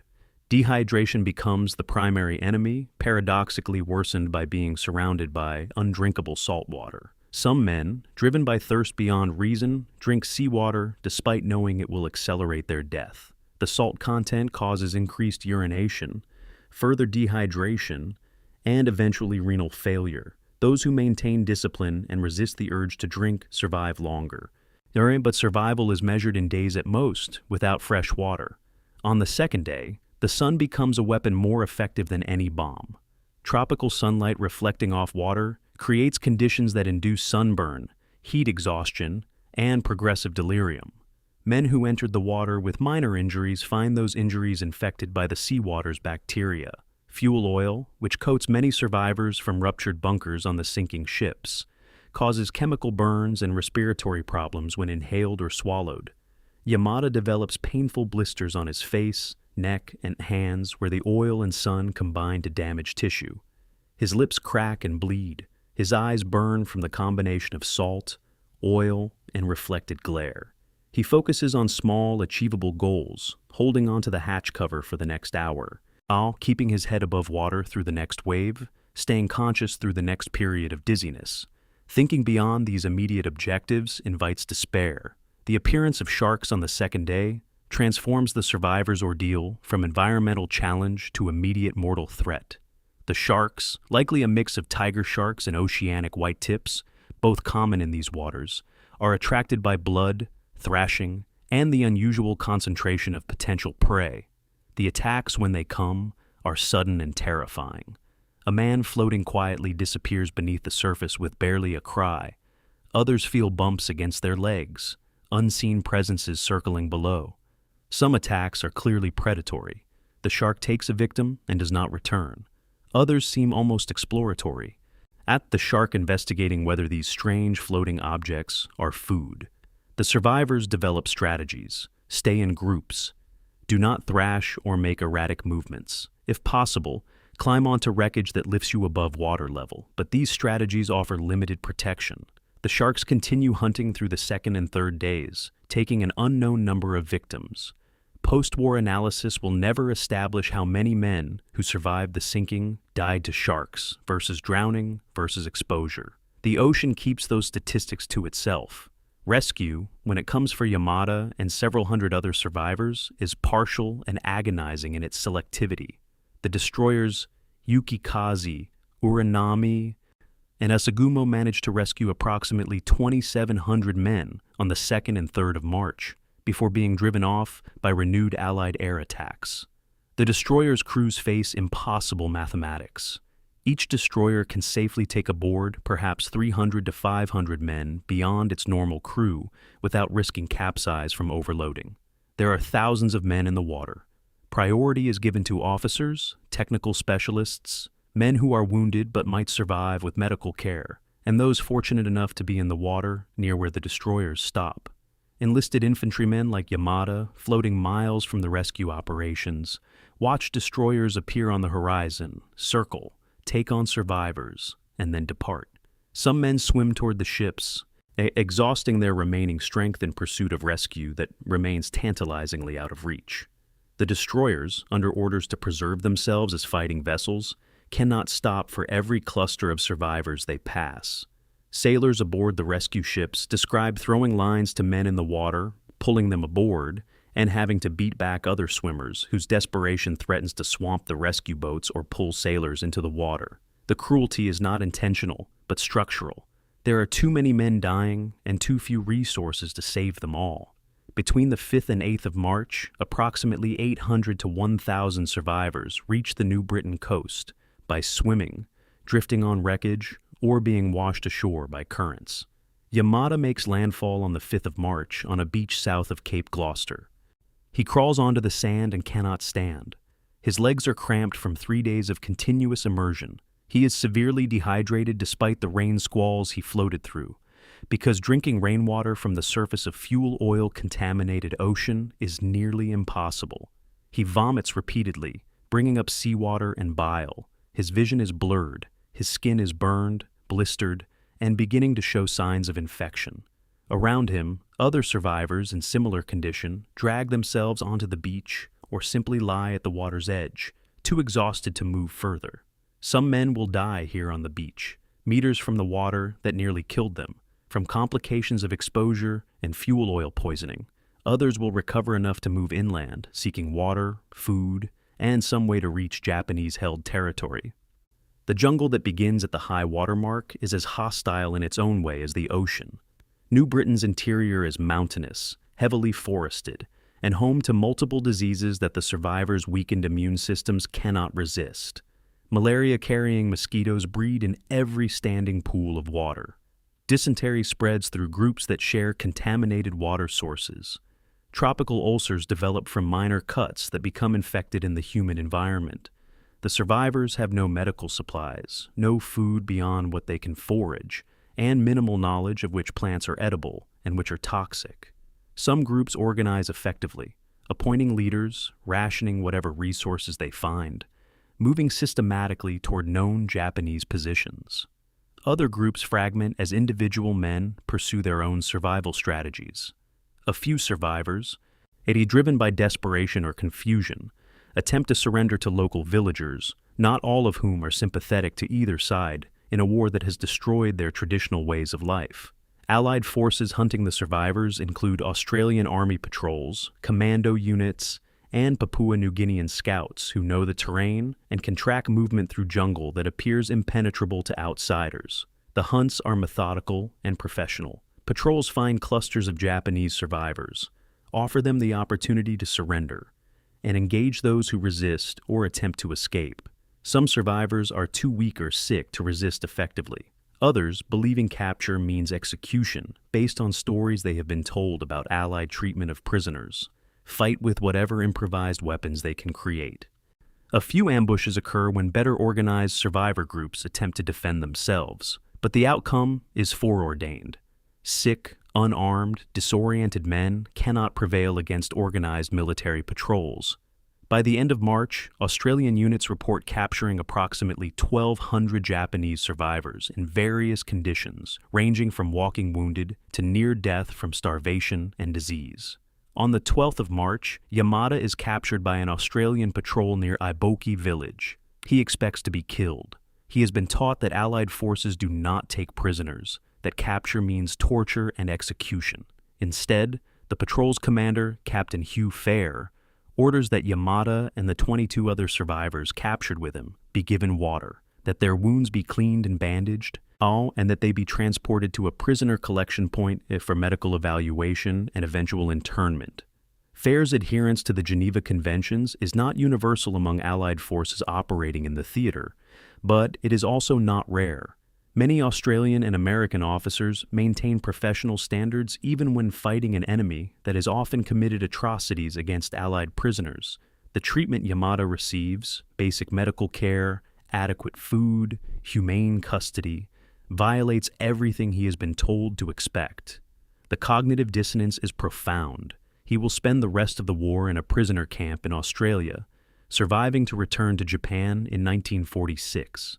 His survival is a combination of luck, the strength to endure 3 days in the ocean, and the humanity of captors who chose to honor obligations to enemy prisoners even when revenge would have been easier. The final casualty accounting for the Battle of the Bismarck Sea and its aftermath will never be perfectly accurate. Japanese records are incomplete, Allied estimates are based on partial information, and hundreds of men simply vanished, lost at sea, dead in the jungle, buried in unmarked graves, or left unburied entirely. The most reliable estimates suggest approximately 2,800 to 3,000 Japanese died in the initial attacks on the 2nd and 3rd of March. Another 1,500 to 2,000 died in the weeks following, from drowning, exposure, disease, or combat. Approximately 1,200 were rescued by destroyers and returned to Rabaul. Another 1,200 were captured by Allied forces. Roughly 1,000 reached Japanese lines by swimming to shore and traveling overland through New Britain's interior, though many of these died from disease within weeks of reaching safety. The arithmetic suggests that of 6,900 men who sailed from Rabaul, fewer than 2,500 survived in any meaningful sense, able to return to duty, or at least alive at war's end. the human cost extends beyond the raw numbers. Each man who died carried an interior world, memories, relationships, hopes, fears, the accumulated experience of a life that ended in water or jungle far from home. Each survivor carried trauma that would shape the rest of their lives. Yamada's nightmares of drowning would continue for decades. Other survivors reported survivors' guilt, asking themselves why they lived when friends and comrades died beside them. Some Japanese survivors who reached friendly lines were treated with suspicion by their own military, questioned about why they survived when so many did not, required to prove they had fought honorably rather than surrendered prematurely. The moral complexity of survival in a culture that emphasized death before dishonor created psychological burdens as heavy as the physical injuries many carried. War measures costs and casualty statistics, but those statistics represent a volume of individual suffering that numbers can quantify but never fully convey. Chapter 10. The Calculus of Victory. The 15th of March, 1943, mid-morning in Brisbane. Brigadier General Charles Willoughby places a typed assessment on General Douglas MacArthur's desk. The page is bound with a single metal fastener in the upper left corner. The document's title reads, Assessment, Bismarck Sea Action, Strategic Implications. MacArthur reads in silence, occasionally making marginal notes with a fountain pen. The report is dense with statistics, maps, and analytical conclusions drawn from 2 weeks of compiling information from multiple sources. When MacArthur finishes the final page, he looks up and speaks a single sentence that Willoughby will remember decades later. This changes everything. Willoughby nods his agreement. The battle's immediate tactical results are impressive. Ships sunk, enemy casualties inflicted, Allied losses sustainable. But the strategic implications reach far beyond any single engagement. The report demonstrates that Japan can no longer safely reinforce its New Guinea garrisons by sea. Every major base from Lae to Wewak to Hollandia is now effectively isolated, cut off, dying incrementally from lack of supply. The road to the Philippines, previously blocked by seemingly intractable Japanese defensive positions, has cracked open. Between the 8th and 12th of March, staff officers at 5th Air Force Headquarters work 18-hour days compiling the battle's statistical record. They cross-reference pilot after-action reports with reconnaissance photographs, ultra-intelligence intercepts, and Coastwatcher observations to establish ground truth.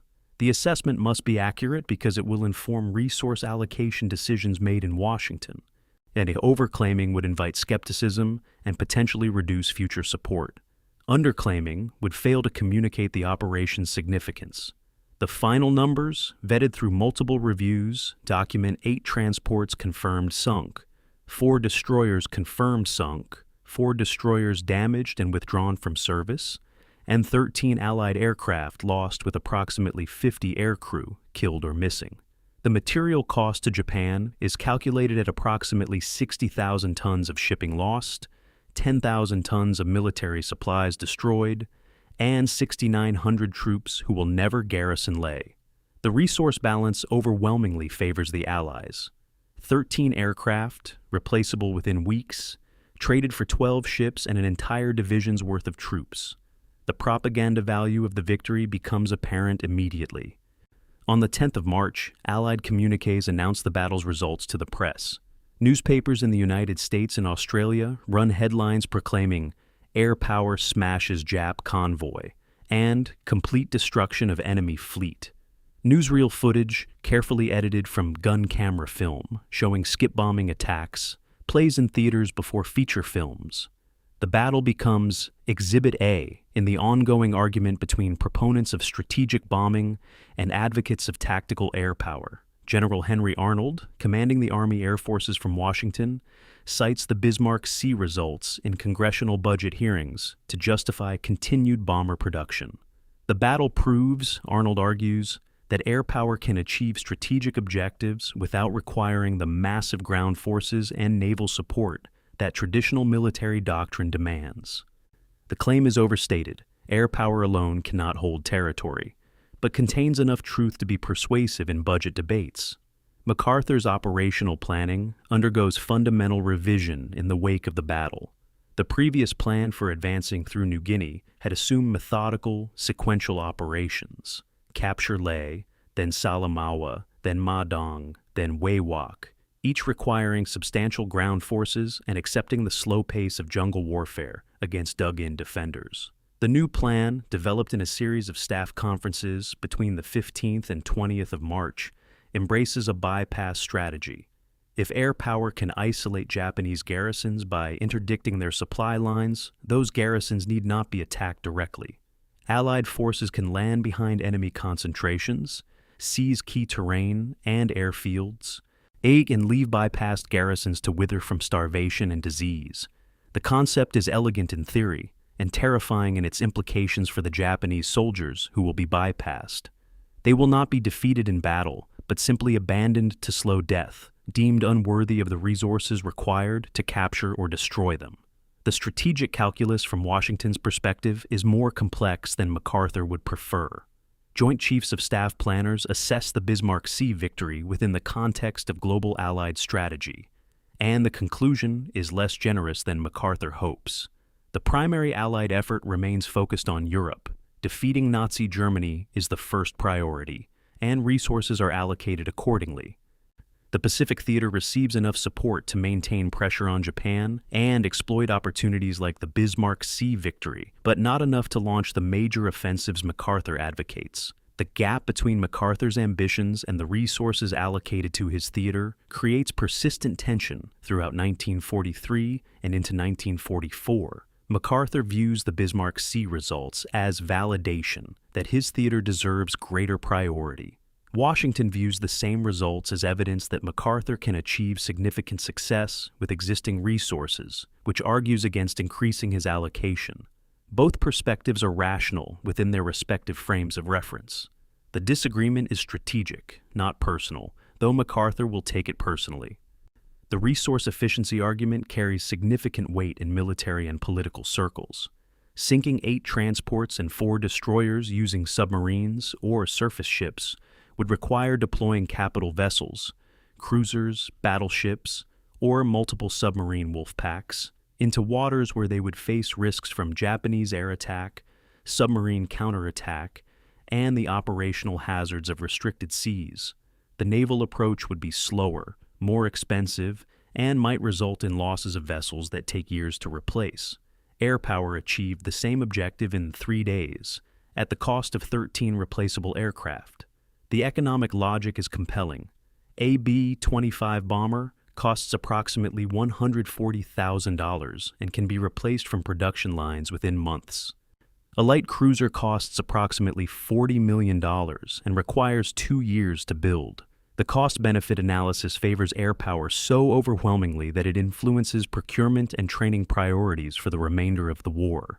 Yet the victory's completeness creates analytical challenges for intelligence officers attempting to understand Japanese capabilities and intentions. Prior to the Bismarck Sea, Japanese convoys had suffered attacks, but generally some portion of shipping reached its destination. The total annihilation of this convoy is unprecedented. The question facing Allied planners is whether this represents a fundamental shift in capabilities.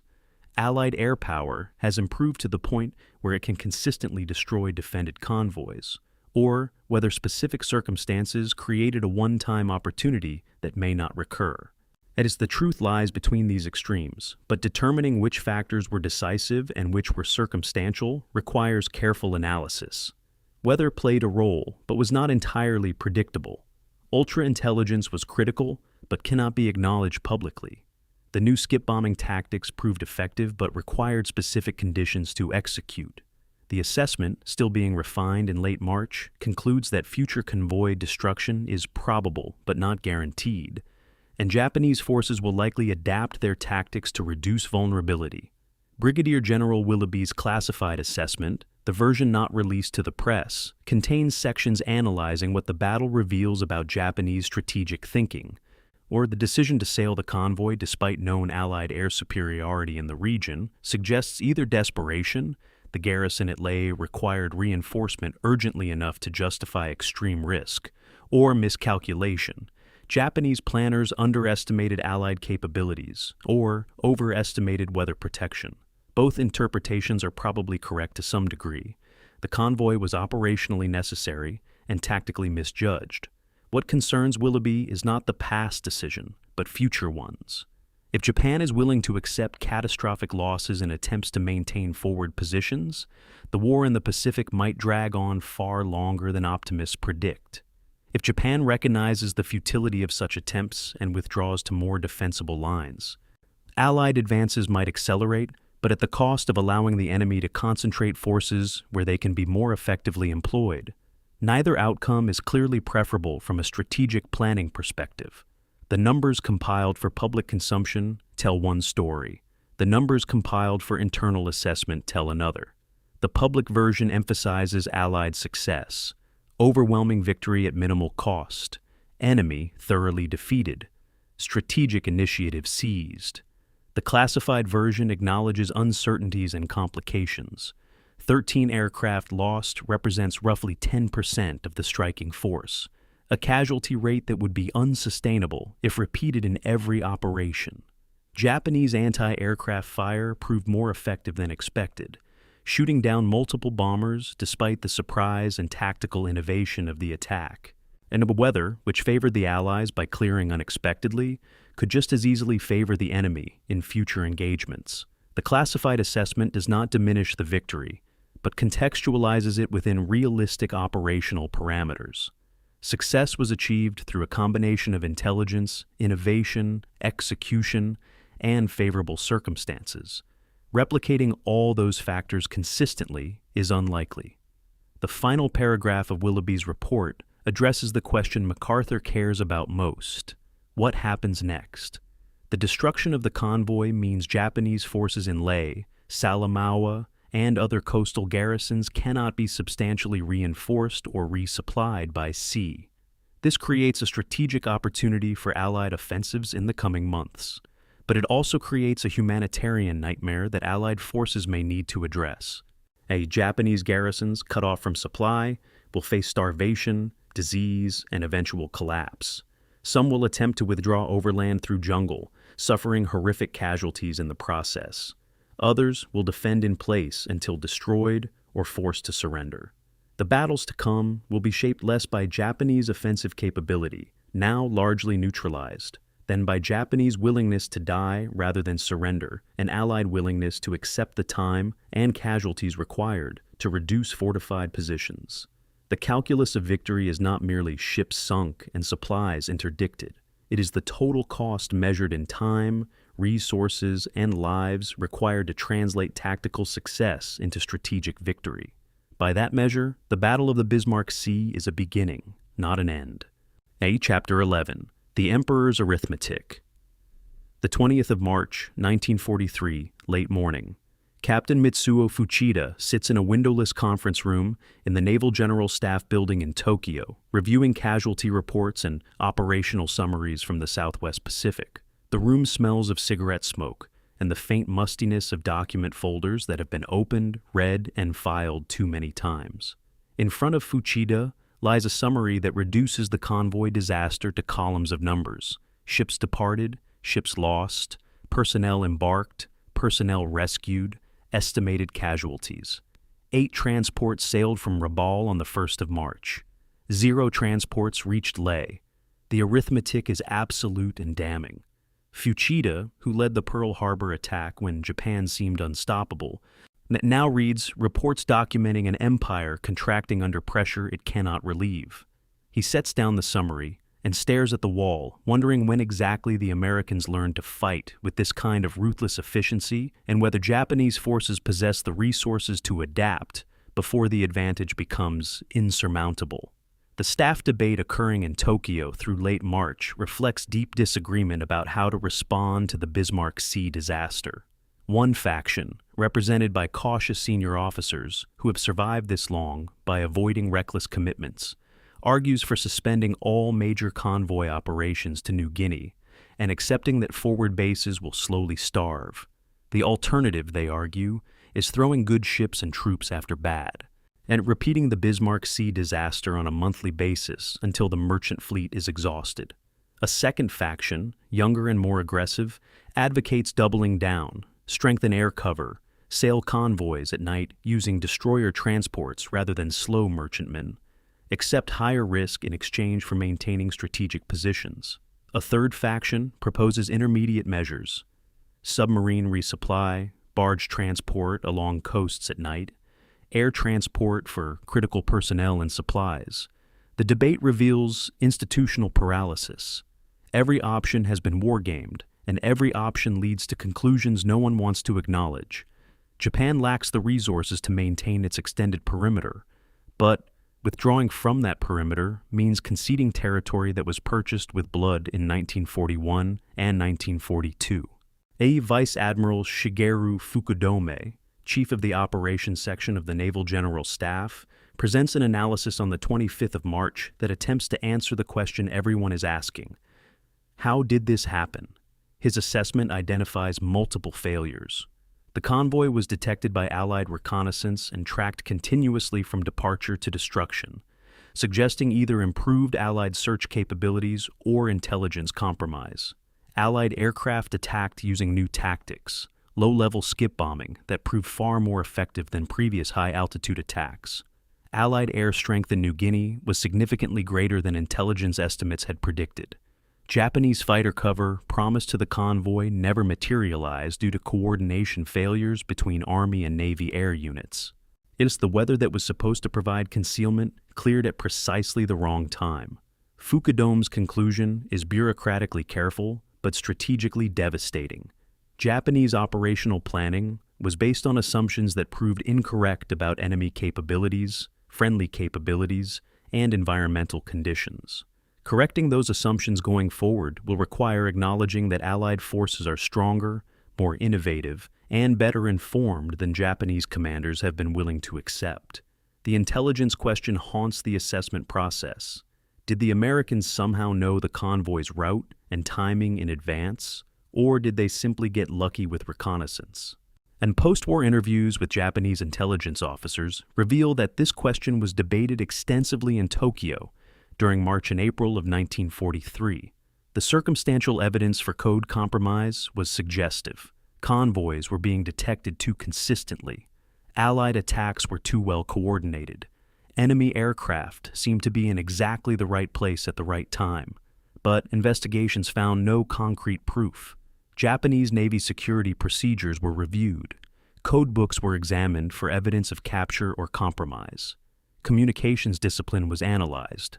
The conclusion, reached after weeks of investigation, was that Allied success stemmed from improved reconnaissance capabilities, not code breaking. This conclusion was wrong, but it was the conclusion that institutional incentives favored, and admitting that Japanese naval codes had been compromised would require acknowledging a catastrophic security failure reaching back months or years. Better to believe the enemy was skilled and lucky than to accept that every major naval operation had been planned with the enemy reading over Japanese shoulders. By early April, new operational directives are issued to Rabaul and other forward commands. Large-scale convoy operations using merchant ships are suspended indefinitely. Future reinforcement and resupply to New Guinea garrisons will be conducted using submarines and fast destroyer runs at night. The directives acknowledge this represents a dramatic reduction in transport capacity. A single merchant convoy could carry 10,000 tons of cargo. Replacing that capacity with submarine runs will require hundreds of voyages, each submarine carrying perhaps 20 to 40 tons of supplies. The mathematics make clear that forward garrisons cannot be sustained indefinitely at full strength. The new policy is not about maintaining positions, but about slowing their inevitable collapse, buying time for unclear strategic purposes, postponing decisions that should be made immediately about withdrawing to more defensible lines. The submarine solution creates its own problems. Japan's submarine force was designed and trained for commerce raiding and fleet operations, not logistics support. Diverting submarines to cargo runs means fewer submarines attacking Allied shipping or supporting combined fleet operations. Submarine commanders resist the new mission, viewing it as a misuse of valuable assets and a dangerous diversion from their primary purpose. The resistance is both professional and cultural. Submarine warfare is supposed to be about hunting enemy vessels and sinking them, not hauling rice and ammunition to starving garrisons. But strategic necessity overrides institutional preferences. Submarines begin cargo runs in mid-April, experiencing immediate losses. Allied air and surface patrols, alerted by ultra-intelligence to the new Japanese logistics method, hunt cargo submarines with the same systematic efficiency they applied to the March convoy. The attrition rate is horrific. Some estimates suggest 40 to 50% of cargo submarines are lost during the first 3 months of operations. Fuchida's private diary, discovered and published decades after the war, contains entries from this period that reveal profound pessimism. He writes on the 15th of April that Japan is now fighting defensively across every theater. Guadalcanal lost, Bismarck Sea disaster, submarine losses mounting in the Central Pacific, no prospect of regaining initiative. The entry continues. We are now in the position of an army that must defend everywhere and can attack nowhere. This is the position that loses wars. I do not know how to tell the junior officers who ask me when we will go on the offensive again. There is no offensive. There is only holding on until we cannot hold on anymore. The diary was never intended for publication and reflects thoughts Fuchida could not voice in official settings. His despair is not defeatism, but realism. The recognition that Japan's strategic position has deteriorated beyond the point where tactical competence can compensate for material inferiority. The human dimension of these strategic decisions remains largely invisible to the staff officers making them. When planners in Tokyo authorize submarine resupply missions, they are moving symbols on maps, calculating tonnage and voyage times, balancing risks and benefits in abstract terms. They do not see the submarine crews who will execute these missions, men living in cramped steel tubes, breathing recycled air, knowing that detection means depth charges and probable death.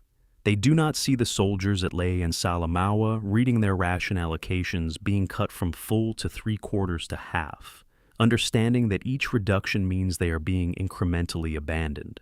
If they do not see the families in Japan who will receive telegrams stating that their sons, husbands, and fathers are missing in action in New Guinea, which usually means dead from disease or starvation rather than combat.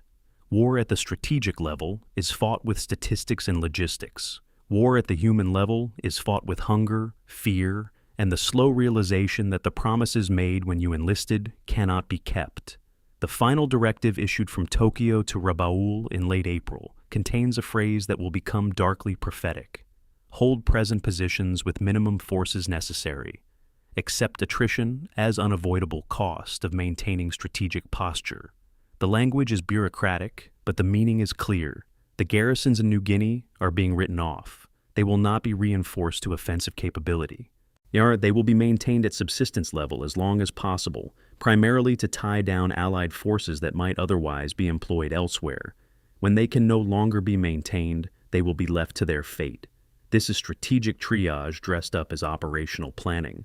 The soldiers who will implement this directive do not yet understand that they are being asked to die slowly for positions that Tokyo has already conceded cannot be held.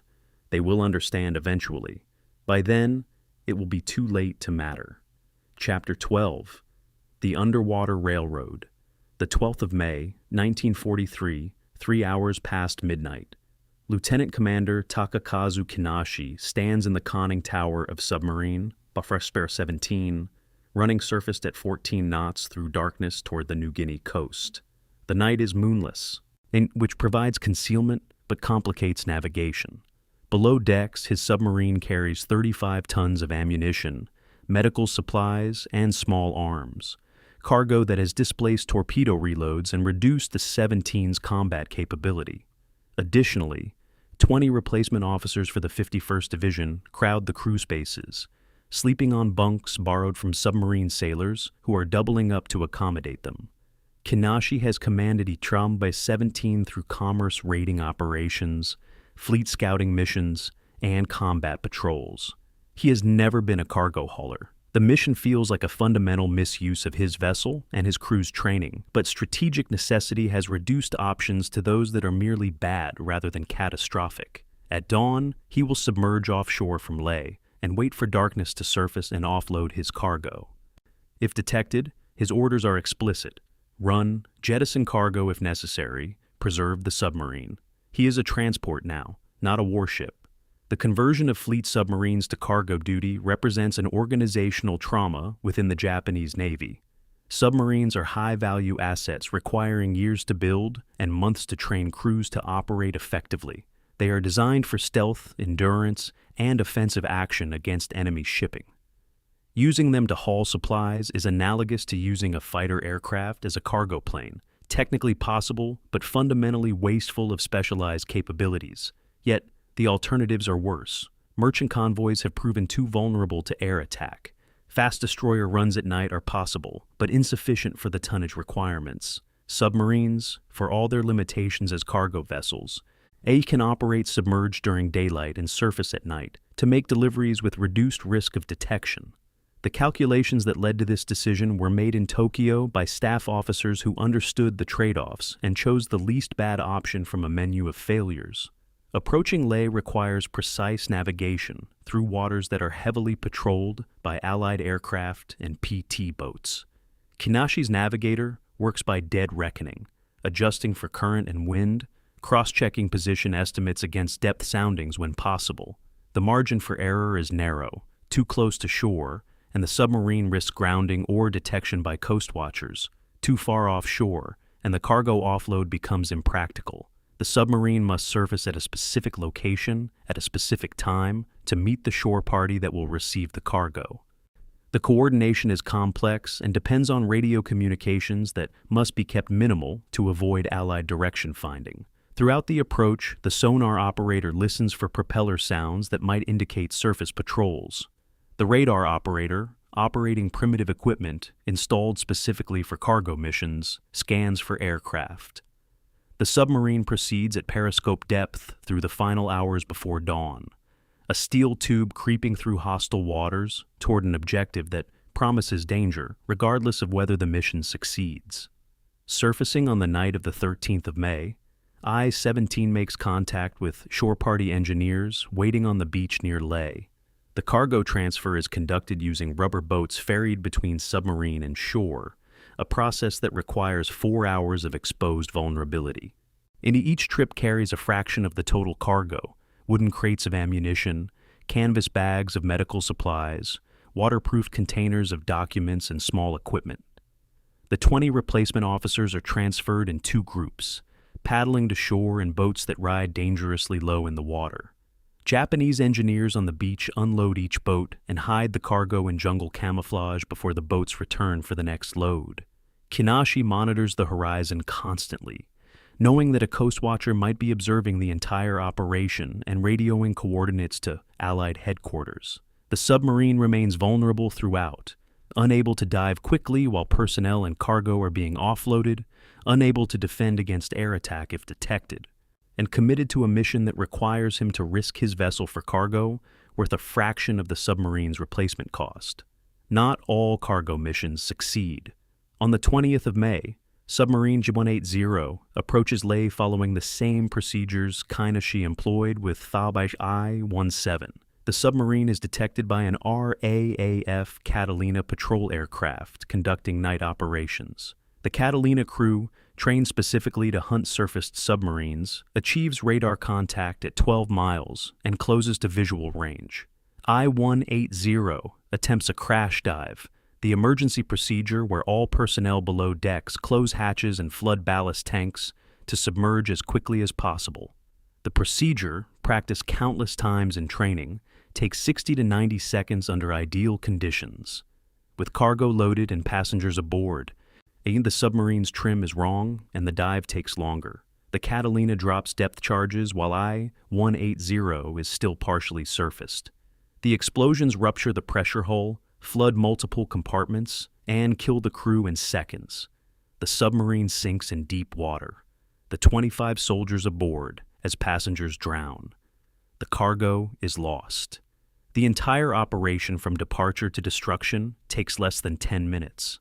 Between April and October of 1943, Japanese submarines make approximately 180 cargo runs to New Guinea bases, delivering roughly 6,500 tons of supplies and 2,000 replacement personnel.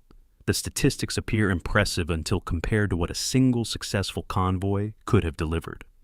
The convoy that was destroyed in the Bismarck Sea carried more than 10,000 tons of cargo and 6,900 troops.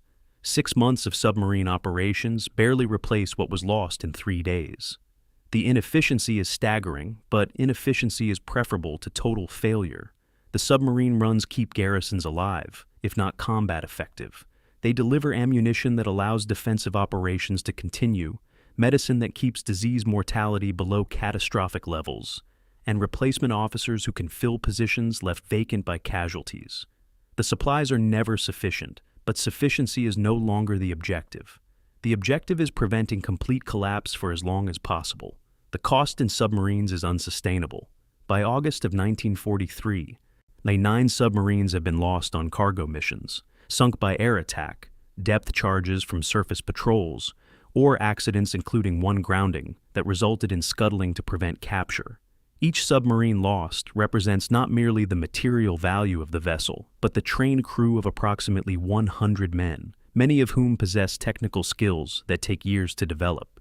Japanese submarine training schools cannot replace losses at the rate they are accumulating. The submarine force is being consumed in a mission that contributes marginally to a campaign that is already lost. But no one with authority to halt the operations is willing to accept the implications of doing so. Halting submarine resupply would mean openly acknowledging that New Guinea garrisons are being abandoned. The fiction of continued support must be maintained even at catastrophic cost. Aboard I-17, during its 3rd cargo mission in July, crew morale is noticeably deteriorating. Sailors who volunteered for submarine service expecting to hunt enemy shipping find themselves hauling rice and ammunition, with minimal chance to employ their vessel as it was designed to be used. The officers and cargo passengers crowding crew spaces create friction.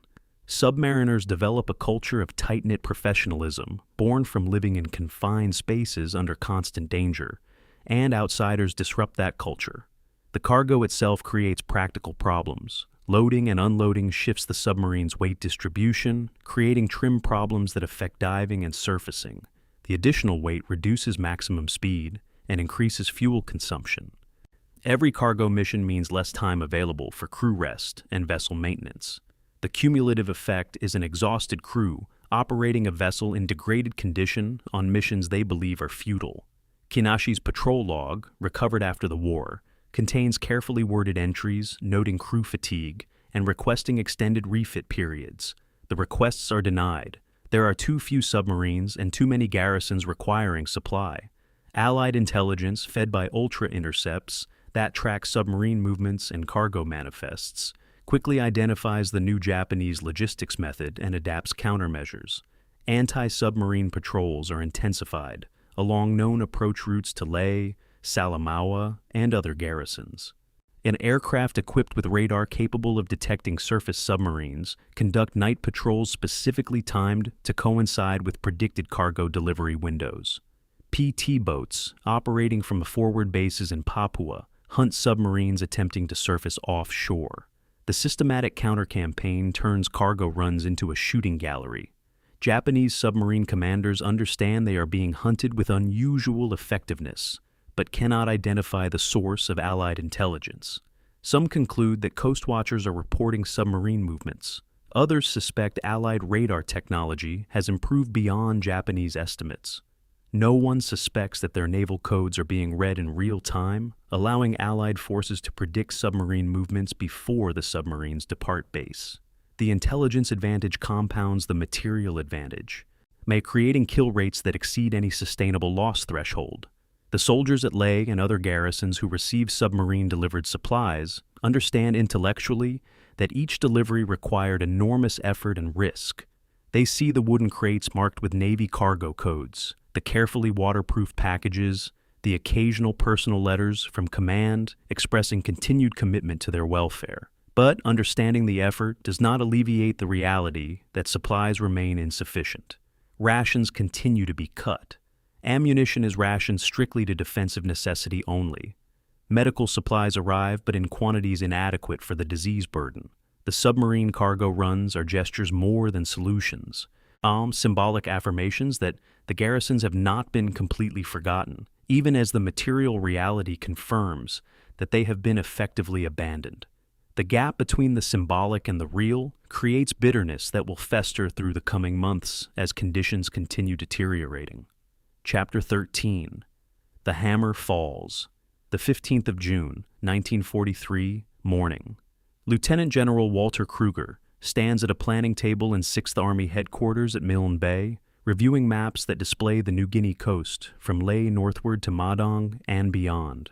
Red markers indicate Japanese positions: Lae, Salamaua, Finschhafen, Madang, Wewak, Hollandia. Blue markers show Allied positions and projected landing sites.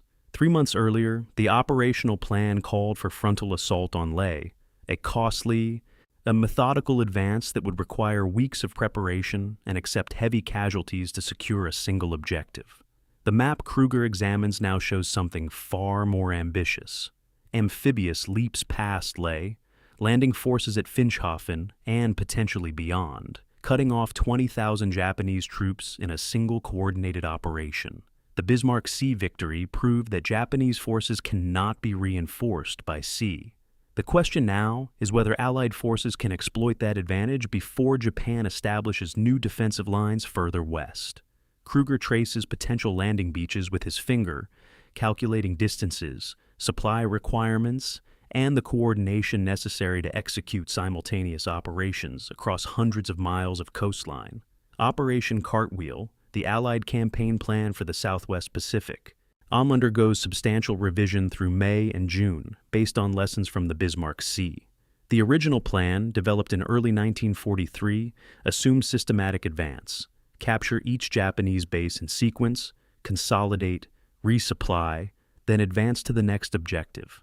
The timeline projected 18 to 24 months to reach the Philippines. The revised plan embraces bypass strategy. Japanese strong points that cannot be easily captured will be isolated and left to wither. Allied forces will land where the enemy is weak rather than where he is strong.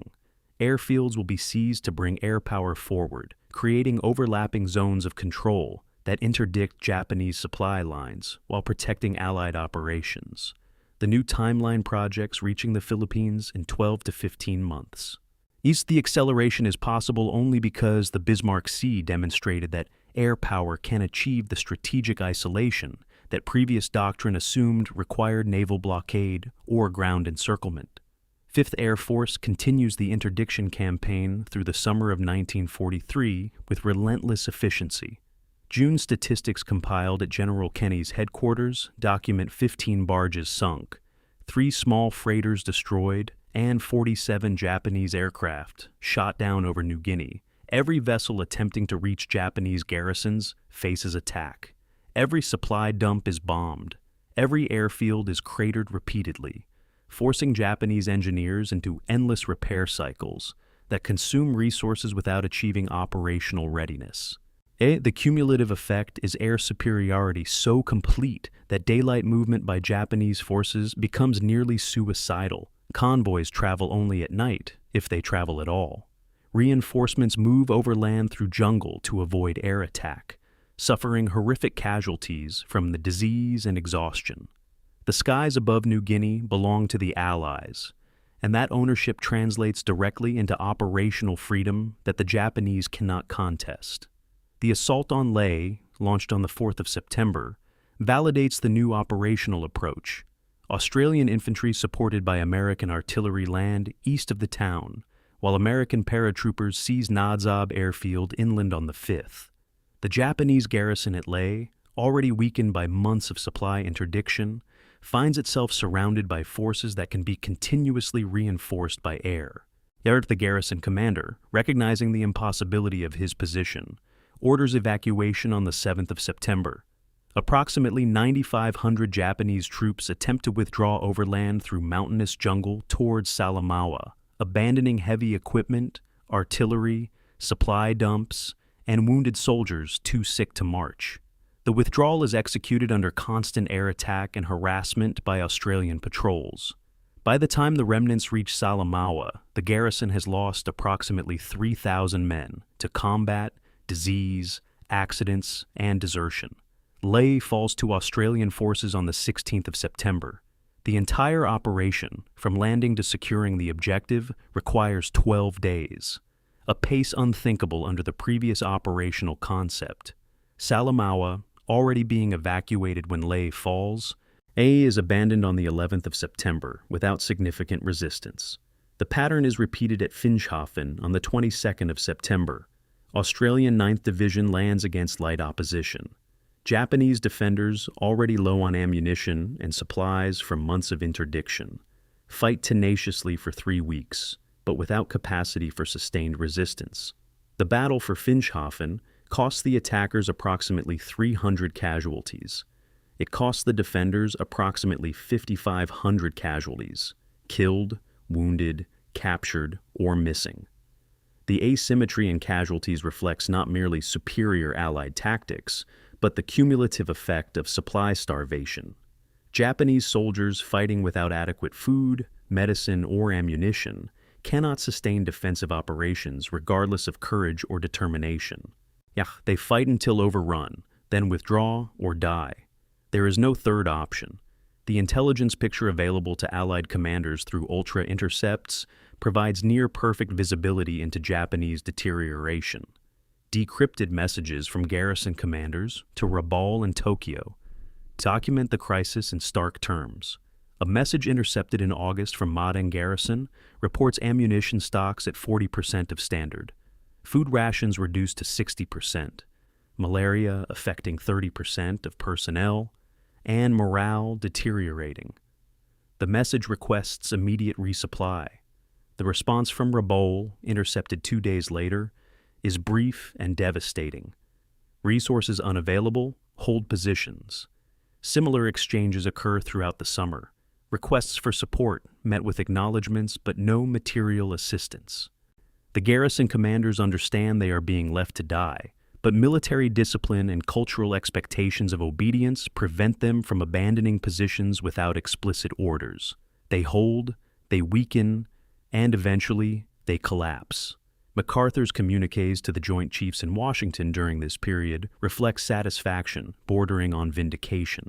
His messages emphasize the speed of advance, the low Allied casualty rates, and the strategic validation of the bypass approach he has been advocating. A communique dated the 30th of September states, "Success of recent operations validates strategy of isolation and bypass. Air power has neutralized enemy sea communications. Ground advance proceeding ahead of schedule with minimal casualties. I recommend continued priority for air assets and amphibious capability in Southwest Pacific Theater. The message is self-serving, but not inaccurate. MacArthur has achieved results that justify his strategic concept. What he does not emphasize is that those results depend on advantages: ultra-intelligence, unchallenged air superiority, Japanese logistical collapse, that might not persist indefinitely. War rewards success, but success creates expectations that become difficult to sustain when circumstances change. The Australian perspective on the campaign is more nuanced than American accounts typically acknowledge. Australian infantry and militia units conduct the majority of ground combat in New Guinea, suffering casualties that are proportionally higher than American losses, even as total numbers remain relatively low. Australian commanders, particularly General Thomas Blamey, resent the tendency of American press releases and official histories to credit MacArthur personally for victories achieved by Australian soldiers executing operational plans that Australian staff officers helped develop. The bypass strategy that MacArthur claims as his innovation was first proposed by Australian planners in mid-1942, only to be rejected by MacArthur as too risky.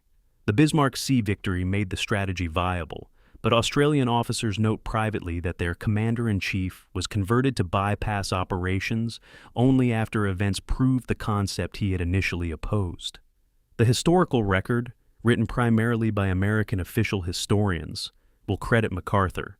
Australian official histories, published decades later, will note the irony of a general celebrated for implementing ideas he resisted when others proposed them. By October of 1943, Allied forces control the Huon Peninsula, have secured 3 major airfields, and stand poised to advance further up the New Guinea coast. The speed of this advance, 300 miles in 6 months, represents a pace unprecedented in jungle warfare. Previous campaigns in similar terrain measured advances in miles per month, not miles per week. The difference is attributable directly to the Bismarck Sea victory and its aftermath. Japanese forces cannot be reinforced or adequately supplied. They cannot concentrate sufficient strength to mount effective counterattacks. They cannot establish defensive lines with confidence those lines will hold. Every position they occupy becomes a potential trap if Allied forces land behind them. The strategic initiative has shifted completely. Japan can only react, and its reactions are constrained by resources that diminish daily, while Allied resources grow continuously. The mathematical trend lines point toward conclusions that no amount of courage or tactical competence can alter. The human cost of this strategic success is measured differently depending on whose casualties are being counted. Allied forces advancing through New Guinea suffer approximately 2,500 casualties, killed, wounded, and missing, between April and October. These losses, while tragic for the families affected, are sustainable from a strategic manpower perspective. Japanese losses during the same period exceed 12,000 killed, captured, or dead from disease, with an additional 8,000 so debilitated by illness that they cannot perform combat duties. The asymmetry is stark. Allied forces are advancing with losses they can replace. Japanese forces are being ground down at rates that cannot be sustained. The arithmetic of attrition favors the side with greater resources, and the resource gap widens daily. The hammer is falling on Japanese positions throughout New Guinea, and each blow drives them closer to final collapse. Chapter 14. The Night Barges. The 28th of August, 1943, 15 minutes before midnight. Lieutenant Paul Fay Jr. throttles back PT-167's engines to idle, cutting speed from 30 knots to barely enough to maintain steerage. The sudden quiet after hours of high-speed running allows other sounds to emerge: water lapping against the hull, wind rustling across Huon Gulf, the occasional call of night birds from the invisible shore 2 miles distant. Fay's radar operator reports a contact, small, slow, close to the coastline. The range is approximately 3,000 yards. The bearing suggests the contact is hugging the New Britain shore, precisely the route Japanese supply barges use when attempting to reach Leh under cover of darkness. Fay's crew has been hunting these barges every night for 3 weeks, operating in waters so heavily contested that the boundary between friendly and hostile territory shifts with sunset. The mission is simple in concept: find Japanese barges, sink them, return to base. The execution is considerably more complex, involving navigation in darkness, coordination with other PT boats, and the constant awareness that a single mistake might result in running aground, hitting a reef, or blundering into a Japanese destroyer that will blow PT-167 out of the water in seconds. The barge war begins in earnest in May of 1943, after the Bismarck Sea eliminates surface convoys and submarines prove inadequate for tonnage requirements. Japanese logistics planners turn to Daihatsu barges, 50-foot steel landing craft originally designed for amphibious assault, but now repurposed as covert transports. The barges can carry approximately 10 tons of cargo, or 70 troops, draw only a few feet of water, allowing them to operate in coastal shallows, and can be hidden in coves and rivers during daylight hours. They are slow, vulnerable, and inadequate for the scale of supply requirements, but they are available, and Japanese forces use them because no better alternative exists. The barges run at night, navigating by compass and familiarity with coastal landmarks, hoping to reach destination before Allied patrols detect them. Many succeed, more do not. The nightly cat-and-mouse game between barges and PT boats becomes its own campaign within the larger war. Fay closes on the radar contact at 10 knots, engines muffled to reduce noise signature. At 200 yards, the contact resolves visually, 3 barges in loose formation, low in the water, showing no lights. Fay's gunners train their weapons. The PT boat mounts 2 twin 50-caliber machine gun turrets, a 37mm cannon forward, and torpedo tubes that will not be used tonight because torpedoes are too valuable to waste on barges. At 100 yards, Faye gives the order to fire. Tracers arc across the water, impacting the lead barge with visible sparks as bullets strike steel. The barge is carrying ammunition, which becomes apparent when it explodes, a detonation that throws water and debris 100 feet into the air and creates a fireball briefly bright enough to illuminate the entire Gulf. The second barge turns hard toward shore, attempting to beach itself. Faye's gunners rake it with concentrated fire, killing crew and igniting cargo. The third barge returns sporadic machine gun fire from a weapon jury-rigged on deck. The tracers passing well above PT-167 as the barge crew struggles to aim while under attack. X-37mm shells impact the third barge below the waterline. It settles rapidly, sinking in shallow water close enough to shore that the crew might wade to safety if they survive the sinking. The engagement lasts less than 5 minutes from first shot to final explosion. The Japanese perspective on barge operations is documented through post-war interviews with surviving barge crews and recovered operational orders. Sergeant Ito, commanding a barge loaded with rice and medical supplies in early September, describes the experience of running supplies to Finschhafen as a nightly exercise in controlled terror. The barges have minimal defensive armament, cannot outrun PT boats, and depend entirely on not being detected. Navigation is primitive, compass heading, estimated speed, its dead reckoning adjusted by a visual reference to shoreline when moonlight permits. Radar warning equipment does not exist. The first indication of Allied patrol boats is usually the sound of high-speed engines or the shock of incoming fire. Ito's barge is attacked on the 8th of September by what he believes was an American PT boat. Machine gun fire kills 2 crew members and wounds 3 others. The barge beaches intentionally, crew and passengers flee into jungle, and the cargo is lost.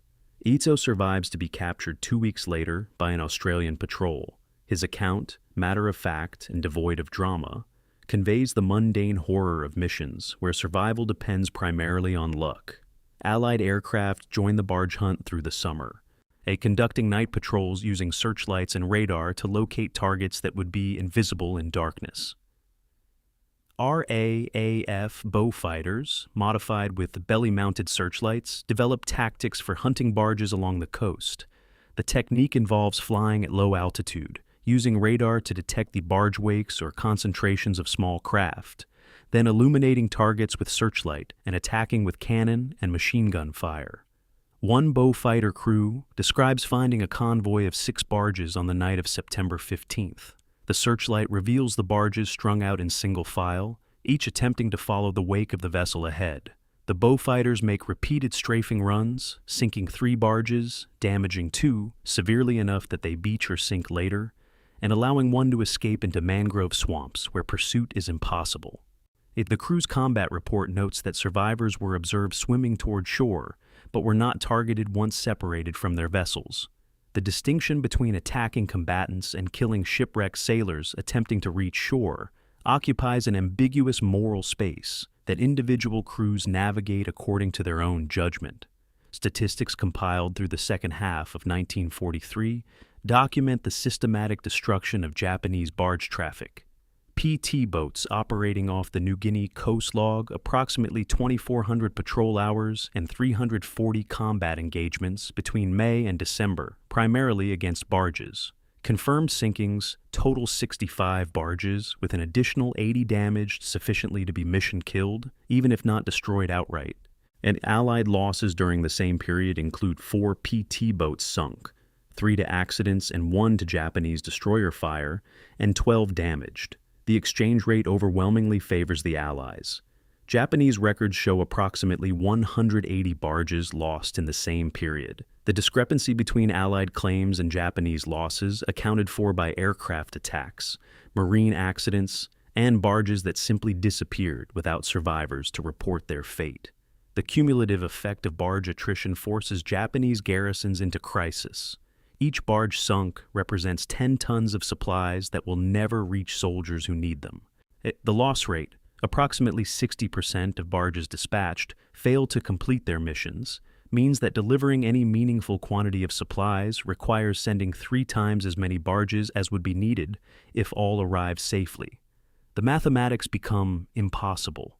Leh Garrison in August requires approximately 30 tons of supplies daily to maintain minimal operations. Delivering 30 tons when 60% of barges are lost requires sending 75 tons in barges, which requires 8 barge runs nightly. 8 barges running nightly means approximately 5 are lost per night. Replacing 5 barges daily is impossible, given construction capacity and available materials. The arithmetic spiral leads inevitably toward collapse. Supplies diminish, rations are cut, combat effectiveness declines, positions become untenable. The evacuations are ordered, and the cycle repeats at the next garrison. Paul Fay's patrol log for August through October, preserved in Navy archives, documents the routine nature of missions that, from a distance, might seem dramatic. Most patrols find nothing. The ocean is large, barges are small, and coordination between Allied patrol areas sometimes means the same sector is searched by multiple boats while other areas go unpatrolled. Patrols that do encounter barges describe engagement in clinical language: time, location, number of targets, ordnance expended, estimated results.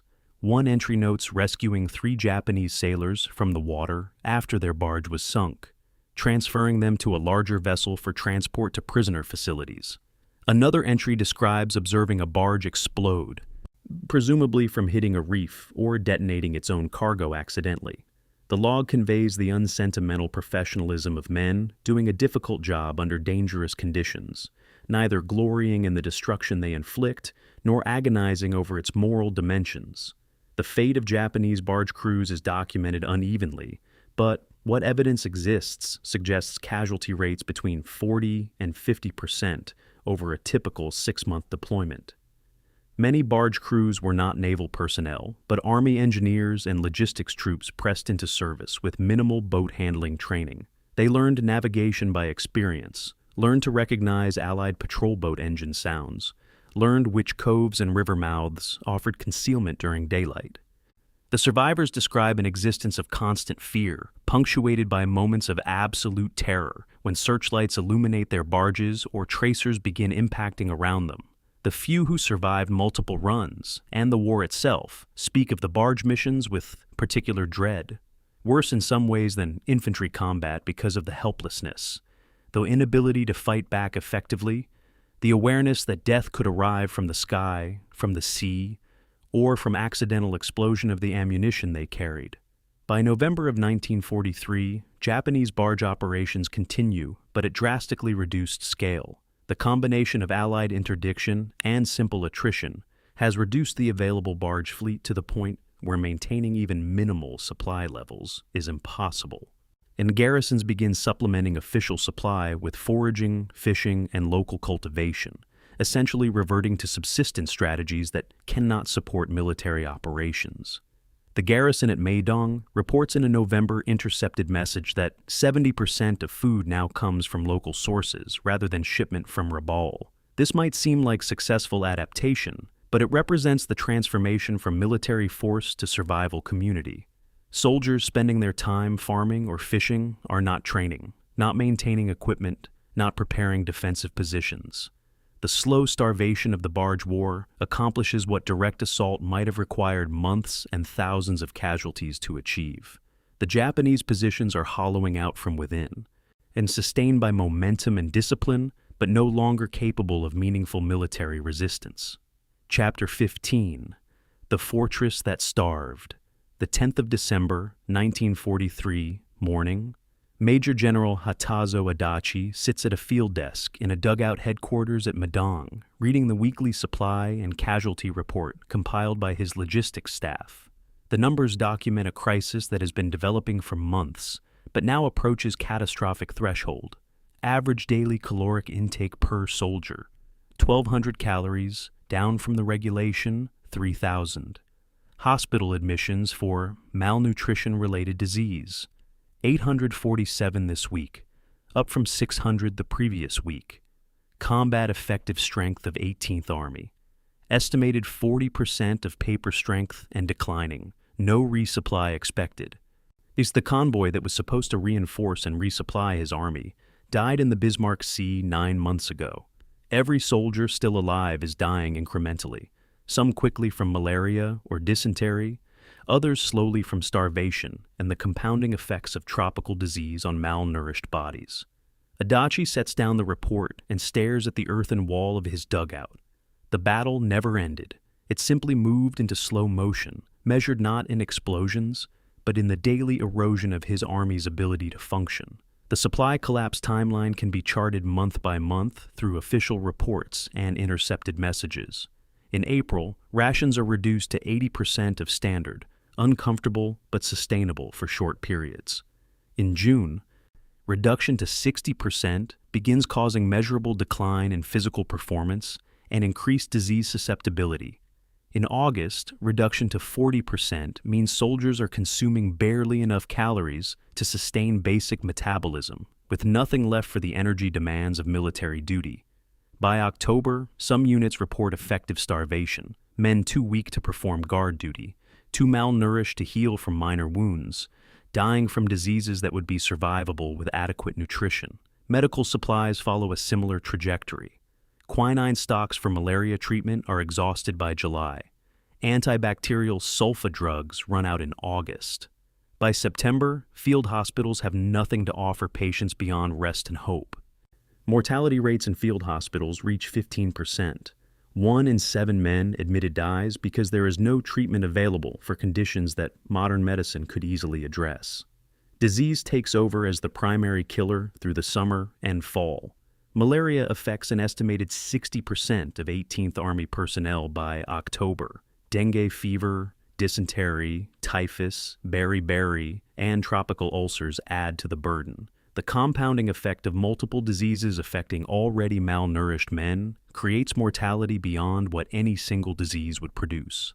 A soldier contracts malaria, develops fever and weakness, cannot maintain adequate nutrition during fever period, becomes more susceptible to dysentery, suffers dehydration and further weight loss, develops infected wounds from insect bites or jungle scratches.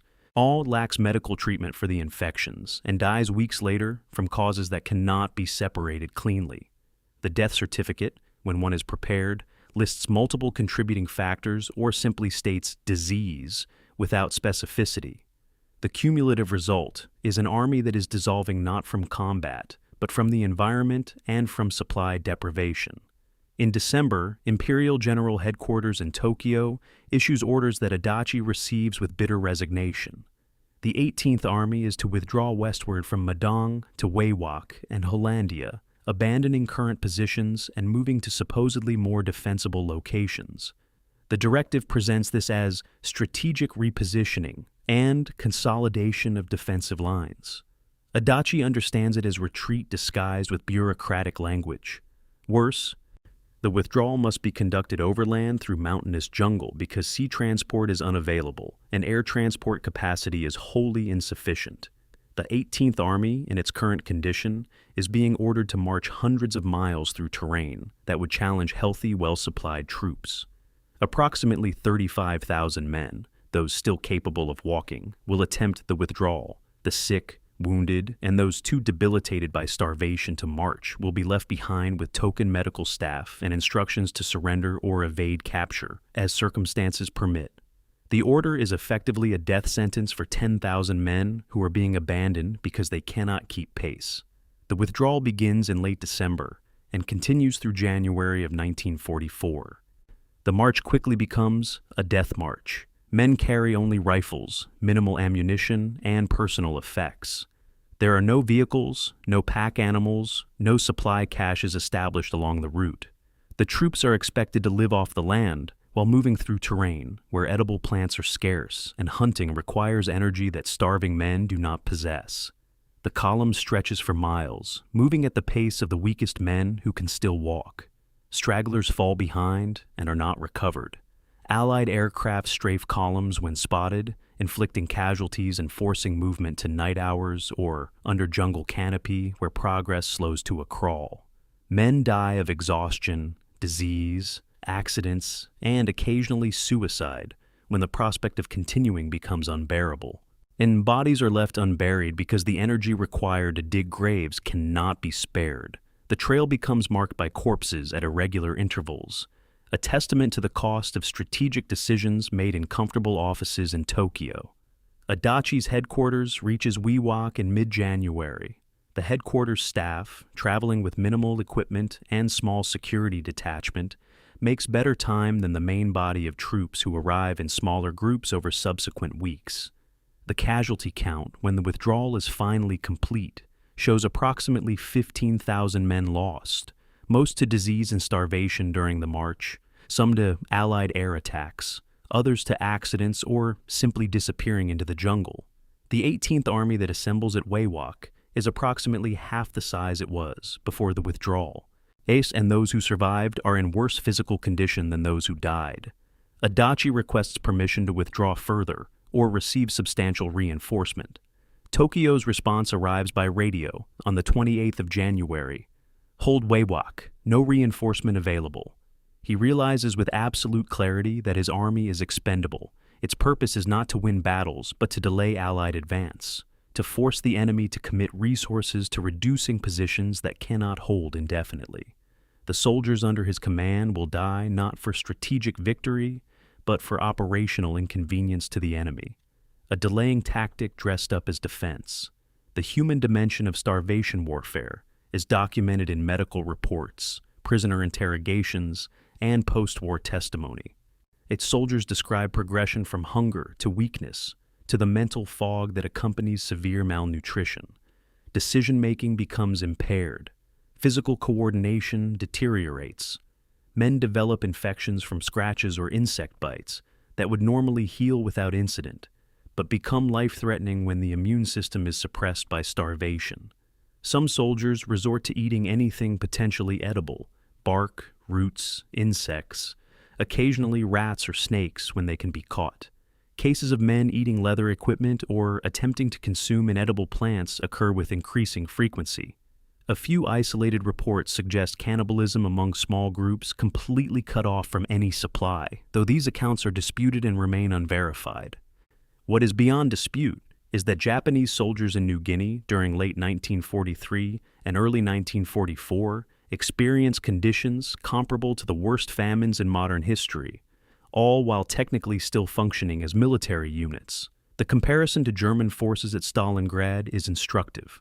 At Stalingrad, German 6th Army was surrounded, cut off, and destroyed over 5 months from November 1942 to February 1943. Approximately 90,000 German soldiers surrendered, with perhaps 150,000 killed during the siege. The catastrophe was acute, concentrated suffering over a compressed time frame. Japanese forces in New Guinea experienced comparable or greater casualties but spread over 18 months. The chronic nature of the suffering is in some ways worse than acute catastrophe. At Stalingrad, soldiers knew the end would come quickly one way or another: relief, death, or surrender. In New Guinea, soldiers endure month after month of progressive deterioration with no clear endpoint.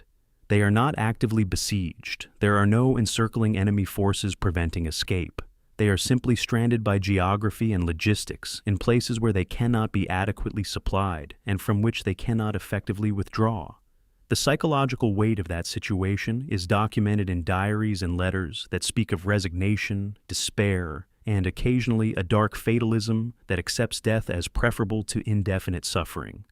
General Adachi repeatedly requests permission to evacuate sick and wounded by submarine or barge to Rabaul, where they might receive medical treatment. Tokyo approves in principle, but provides no actual transport. When Adachi attempts improvised evacuations using whatever small craft are available, Allied patrols intercept most attempts. Of approximately 2,000 wounded and sick soldiers evacuated or attempted to evacuate between October 1943 and March 1944, fewer than 400 reach Rabaul alive. The rest drown when vessels are sunk, die during transport from wounds or disease, or are killed when evacuation craft are attacked. Adachi stops requesting evacuations after March, understanding that each attempt costs more lives than it saves. The moral burden of this decision, knowingly allowing men to die because attempting rescue will kill more men, weighs on him for the remainder of his life. He will survive the war, be convicted of war crimes related to treatment of prisoners and civilians under 18th Army jurisdiction, and commit suicide in 1947 while awaiting execution. His final statement includes an apology to the families of soldiers who died under his command, particularly those who died not from combat, but from starvation and disease that he was powerless to prevent. The question of what the 18th Army accomplished through its suffering has no satisfying answer. Japanese strategic planning documents suggest the Army's purpose was to delay Allied advance by forcing commitment of resources to reducing Japanese positions. By this measure, the 18th Army succeeded. Allied forces did commit troops and resources to operations in New Guinea, but the cost-benefit analysis is ruinous. Japan sacrificed 50,000 soldiers over 18 months to delay Allied advance by perhaps 6 to 9 months, and the delay came at the cost of exhausting resources that might have been used more effectively elsewhere.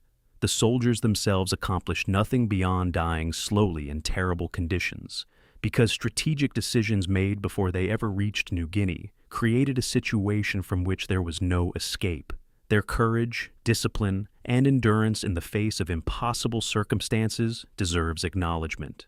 The strategic futility of their sacrifice deserves equal acknowledgement. War creates contexts where individual valor and institutional incompetence coexist, and where men die bravely for objectives that were never achievable and should never have been attempted. Chapter 16. The Doctrine of Distance. Maxwell Air Force Base, Alabama, 1949. General George Churchill Kenney, retired from active service but engaged as lecturer at the Air Force Tactical School, stands before a classroom of mid-grade officers studying air power theory and practice. The room smells of chalk dust and the peculiar mustiness of military training facilities that have hosted thousands of students over decades. Kenney has prepared no written lecture notes. He speaks from memory and experience, occasionally gesturing toward maps of the Southwest Pacific mounted on the wall behind him. In March of 1943, he begins, we sank 8 transports and 4 destroyers in 3 days. Now, you have read the after-action reports in your preparatory assignments, but the battle was not won in those 3 days. It was won in the 9 months that followed, when no Japanese convoy could safely sail, when garrisons starved, when 50,000 troops died of disease because we controlled the air and therefore controlled the sea lanes. Tactical success, strategic payoff. That is what I need you to understand. The innovations developed for the Bismarck Sea campaign are now codified as doctrine taught at every level of Air Force training. Skip bombing is no longer an experimental technique, but standard procedure for anti-shipping operations. The coordination of multi-type strikes, heavy bombers at altitude, medium bombers at low level, light bombers and fighters in support roles, is formalized in tactical manuals. Its armed reconnaissance as a continuous operation, rather than episodic mission, is integrated into operational planning. The use of signals intelligence to guide strike planning remains classified in 1949, but the principle of intelligence-driven targeting is emphasized even if students are not told how complete Allied intelligence actually was. Each innovation born from necessity in early 1943 has become institutionalized knowledge taught to officers who will never face the specific circumstances that created it, but who might face analogous situations requiring similar creative adaptation. The partnership between MacArthur and Kenney is analyzed as a case study in effective theater-level civil-military relations. MacArthur, as theater commander, gave Kenney operational autonomy to experiment with tactics and provided resources to implement innovations. Kenney, as air component commander, delivered results that validated MacArthur's strategic concepts and provided the operational successes that enabled MacArthur's reputation as aggressive and successful commander. The relationship was not without friction. MacArthur wanted more resources than Kenney could provide. Kenney wanted more operational independence than MacArthur was always comfortable granting. But it worked because both men shared fundamental agreement about objectives and mutual respect for professional competence. The contrast with other theaters where Army-Air Force cooperation was fractious, suggests that personality and trust matter as much as organizational structure in determining operational effectiveness. The strategic bombing debate that consumed Air Force planning in the late 1940s uses the Bismarck Sea as evidence in arguments about air power's proper role. Proponents of strategic bombing, attacking enemy industry, infrastructure, and cities to destroy war-making capacity, point to the European theater, where heavy bombers struck German factories and transportation networks. Proponents of tactical air power, attacking enemy forces, logistics, and frontline positions, point to the Pacific theater, where medium bombers and fighters destroyed ships and supported ground operations. Kenny argues in his lectures that the distinction is false. Air power's purpose is achieving strategic objectives through whatever means prove effective. In Europe, that meant bombing factories. In the Pacific, that meant sinking ships. The principles are the same even when the targets differ. His students sometimes ask whether strategic bombing could have won the Pacific War alone. Kenny's response is consistent. Air power can create conditions for victory, but cannot hold territory. Ground forces are required to occupy captured ground, but air power determines whether ground forces can be supplied and maneuvered effectively. Counterfactual analysis, what Japan might have done differently to avoid or mitigate the Bismarck Sea disaster, is explored as pedagogical exercise. Kenny asks students to identify Japanese options that were not taken and analyze why those options were unavailable or unattractive. Stronger fighter escort for convoys was impossible because Japanese air strength was declining throughout early 1943. A night-only surface movement would have reduced but not eliminated vulnerability to air attack, while slowing convoy transit time unacceptably. Complete abandonment of New Guinea would have shortened supply lines, but conceded territory Japan believed it needed to maintain defensive perimeter. Better integration of Army-Navy intelligence might have revealed the threat more clearly, but would not have provided capabilities to counter it. The exercise teaches students that strategic errors are often the result of having only bad options available, and that avoiding such situations requires correct decisions made months or years earlier when good options still existed. By March 1943, Japan had no good options for reinforcing New Guinea.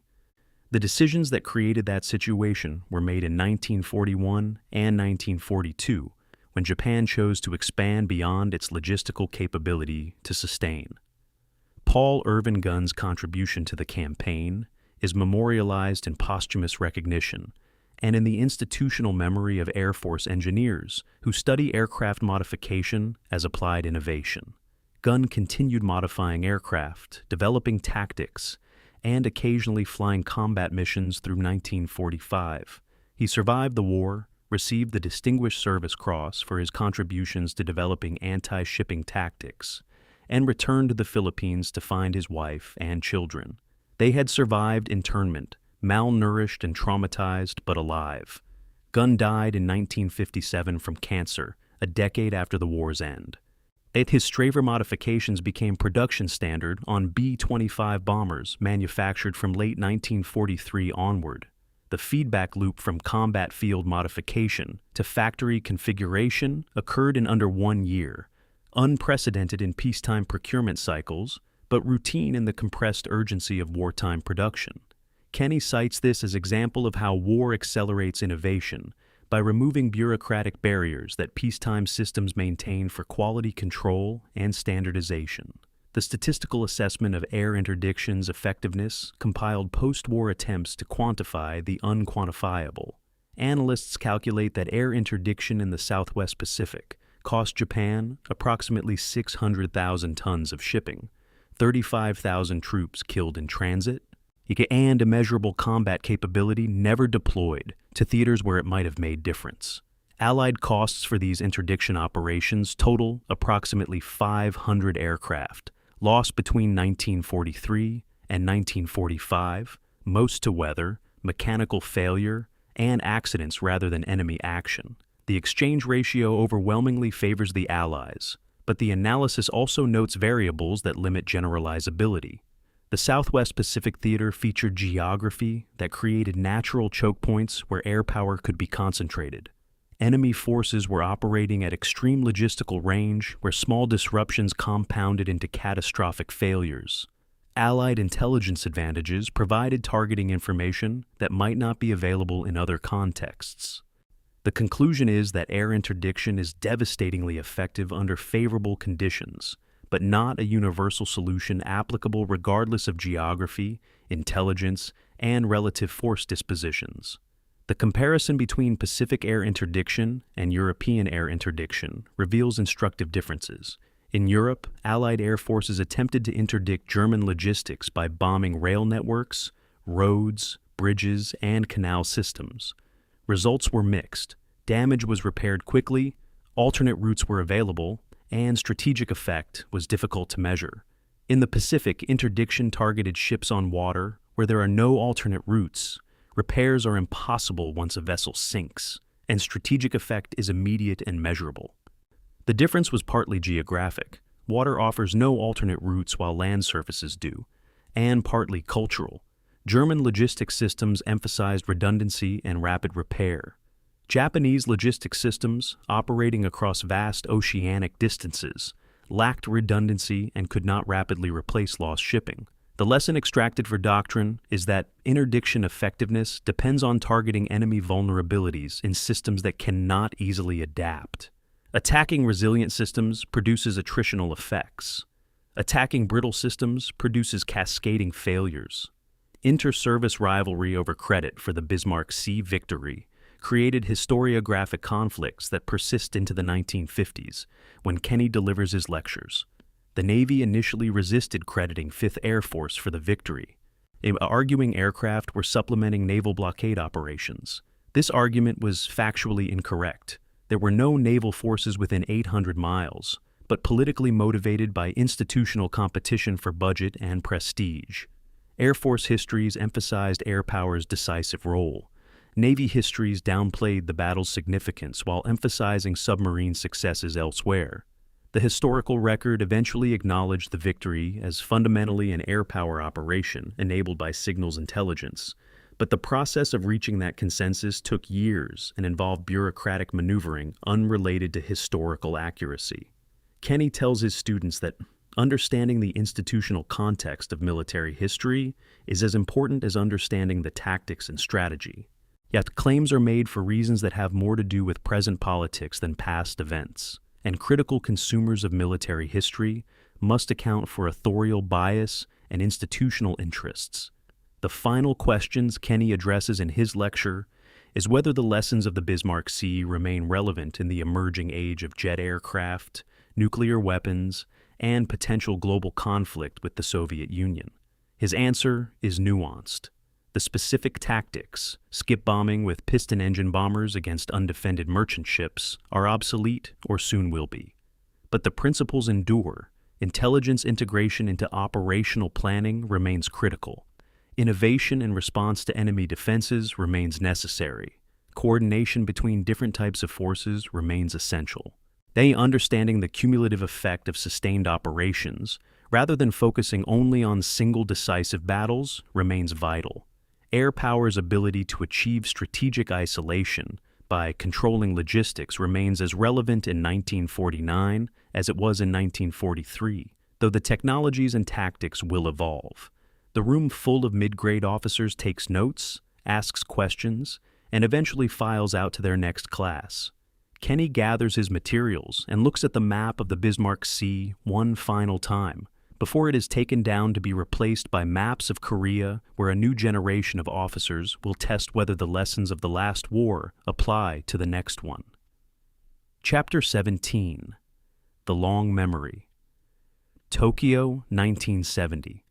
Captain Mitsuo Fuchida, now 68 years old, and sits in a quiet office reviewing notes for his memoir. The room is austere. A desk, 2 chairs, bookshelves holding military histories and theological texts. He has spent the morning rereading his wartime diary, focusing on entries from March 1943. His handwriting from that period is cramped and hurried, the product of late nights and cigarettes, and the weight of understanding that Japan was losing a war most of his countrymen still believed could be won.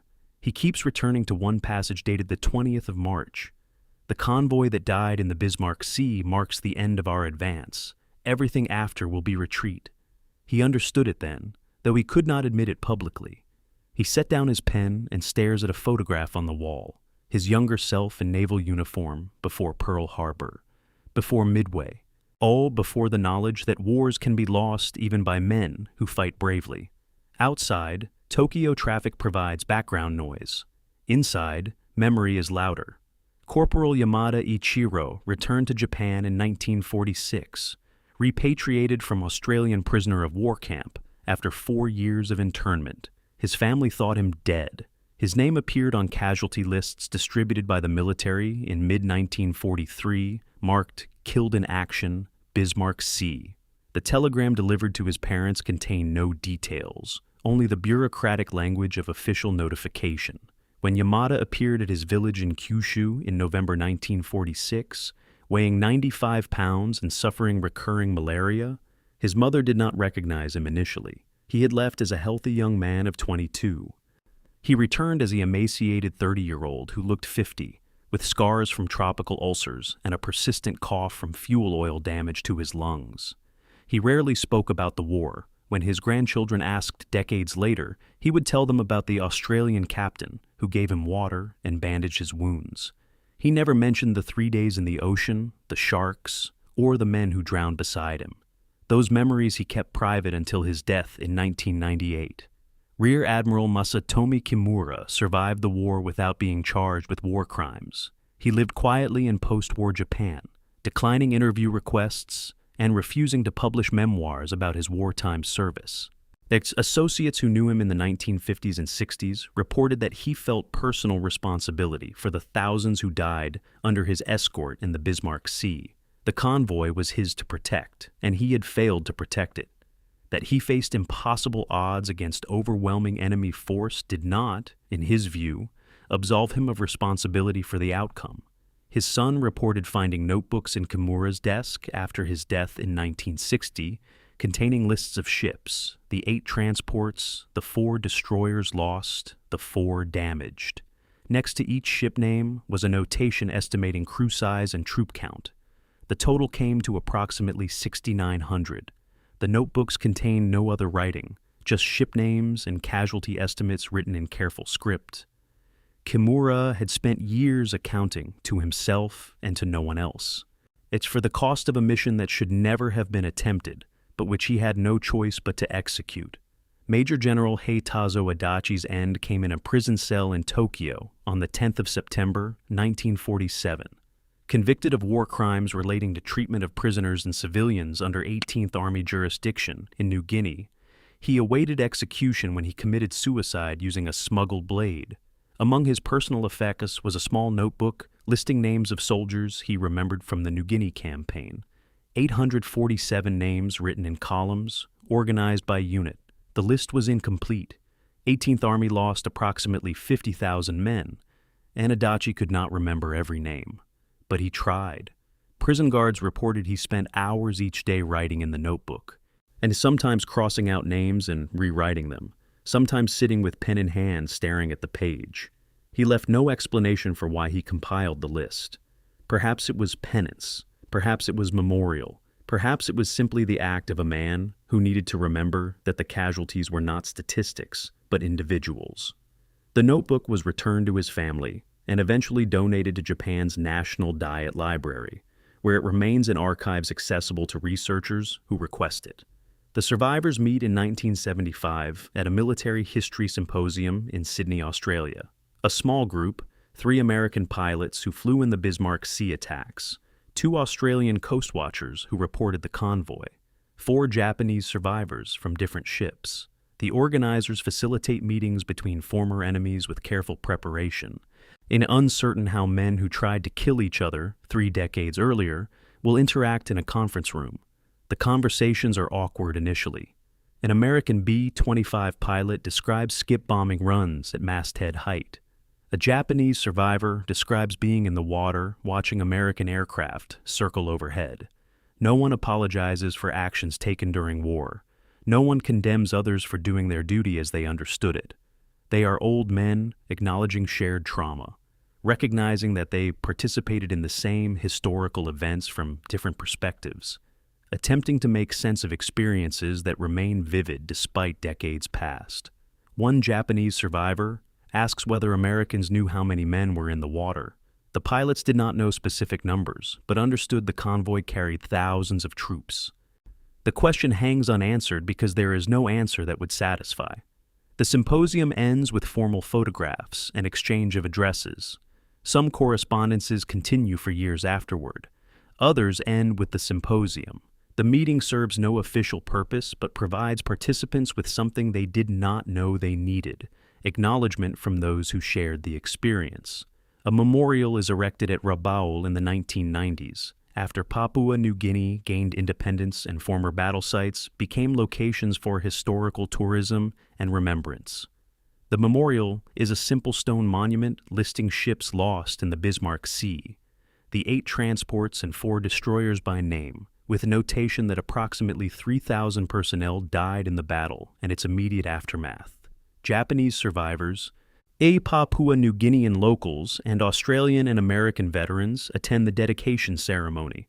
The youngest veteran present is 70 years old. Most are in their 80s. They stand together in silence after the official speeches conclude.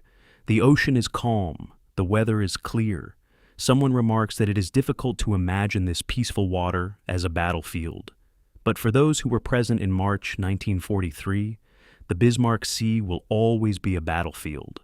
The physical scars have healed, though some men still bear the marks of fuel oil burns and tropical ulcers. The psychological scars remain. Survivors report nightmares decades after events, sudden anxiety at sounds that resemble aircraft engines, moments of disorientation when ocean swells create patterns similar to those remembered from floating on wreckage. The memorial provides a place to acknowledge suffering, to honor those who did not survive, and to attempt some measure of closure for events that can never be fully processed or forgotten. The statistical accounting of survival and death remains incomplete and probably always will be. Japanese records were partially destroyed during the war and partially lost in post-war chaos. Allied estimates were based on incomplete intelligence and casualty reporting that prioritized speed over accuracy. The most reliable compilation suggests 2,800 to 3,000 Japanese died in the initial attacks on the 2nd and 3rd of March. Another 1,500 to 2,000 died in subsequent weeks from drowning, exposure, disease, or combat, with Allied forces hunting survivors. Approximately 1,200 were rescued by destroyers and returned to Rabaul. Another 1,200 were captured by Allied forces and survived to repatriation. Roughly 1,000 reached Japanese lines overland, though many died from disease within weeks of reaching supposed safety. The arithmetic indicates that, of 6,900 men who sailed from Rabaul, fewer than 2,500 survived in meaningful sense, returning to duty or at least remaining alive until war's end. The majority simply disappeared into ocean or jungle, their final moments unrecorded, their graves unmarked, their deaths noted only as entries in ledgers compiled by administrators who never knew their names. The psychological studies of combat survivors conducted in the decades following the war provide context for understanding individual experiences. Survivors of maritime disasters report higher rates of post-traumatic stress than survivors of land combat, possibly because the extended helplessness of being in water creates different psychological impacts than the agency available even in intense ground fighting. Japanese survivors of the Bismarck Sea, interviewed by researchers in the 1970s and 80s, describe symptoms consistent with what would later be diagnosed as PTSD: intrusive memories, nightmares, survivor's guilt, difficulty forming emotional attachments. American aircrew who participated in attacks, particularly those who witnessed or participated in strafing survivors in water, report similar symptoms. Some veterans sought treatment through Veterans Administration facilities or equivalent services in their home countries. Now, others managed symptoms through silence and avoidance, never discussing the war and actively suppressing memories. A few found meaning through service organizations or historical preservation efforts, transforming traumatic experience into educational resources for future generations. The historical memory of the Battle of the Bismarck Sea differs dramatically between countries and even within countries. In the United States, the battle is remembered primarily by military historians and specialists in Pacific War history.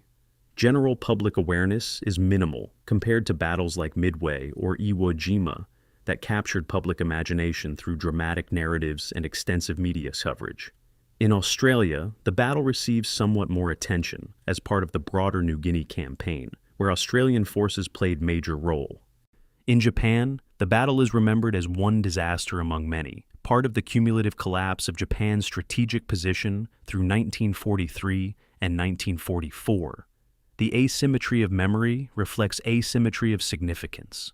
For the United States, the battle was a tactical success in a war being won. For Japan, it was a catastrophic defeat in a war being lost. Memory emphasizes what confirms existing narratives and downplays what complicates them.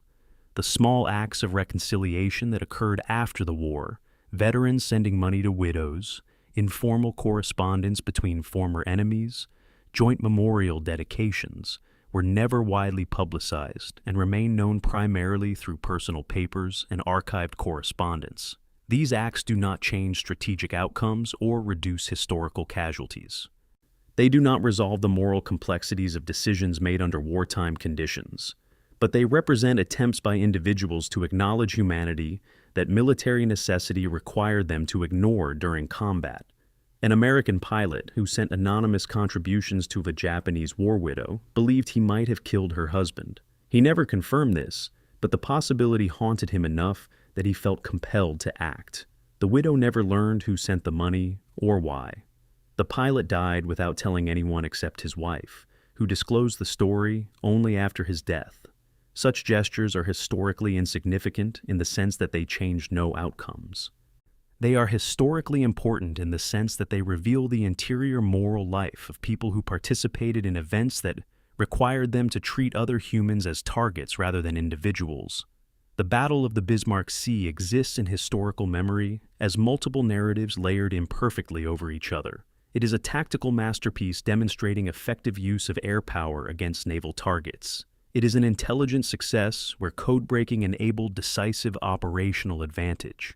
It is a logistics catastrophe where institutional failures and poor planning led to avoidable disaster. It is a human tragedy where thousands of men died in circumstances that offered neither glory nor meaning. It is a strategic turning point that opened the road to the Philippines. It is a forgotten episode in a war filled with more dramatic battles. All of these narratives are true. None is complete. The battle's meaning depends on perspective, whose story is being told, what questions are being asked, what conclusions the narrator needs to support. This is true of all history, but particularly true of combat, where experiences vary so dramatically based on position, role, and outcome. The final act of memory is silence. Fuchida finishes his memoir and publishes it in the early 1970s. The book discusses Pearl Harbor, Midway, and the strategic collapse of Japanese naval power. The Bismarck Sea merits 2 paragraphs. A brief acknowledgement that a convoy was lost and that this loss marked a turning point. There is no detailed description, no exploration of what the disaster meant to those who planned it or survived it. The silence is deliberate. Some memories are too painful to explore fully in public documents. Some truths are better acknowledged briefly and then set aside. Fuchida dies in 1976. Yamada dies in 1998. The last American veteran of the battle dies in 2011.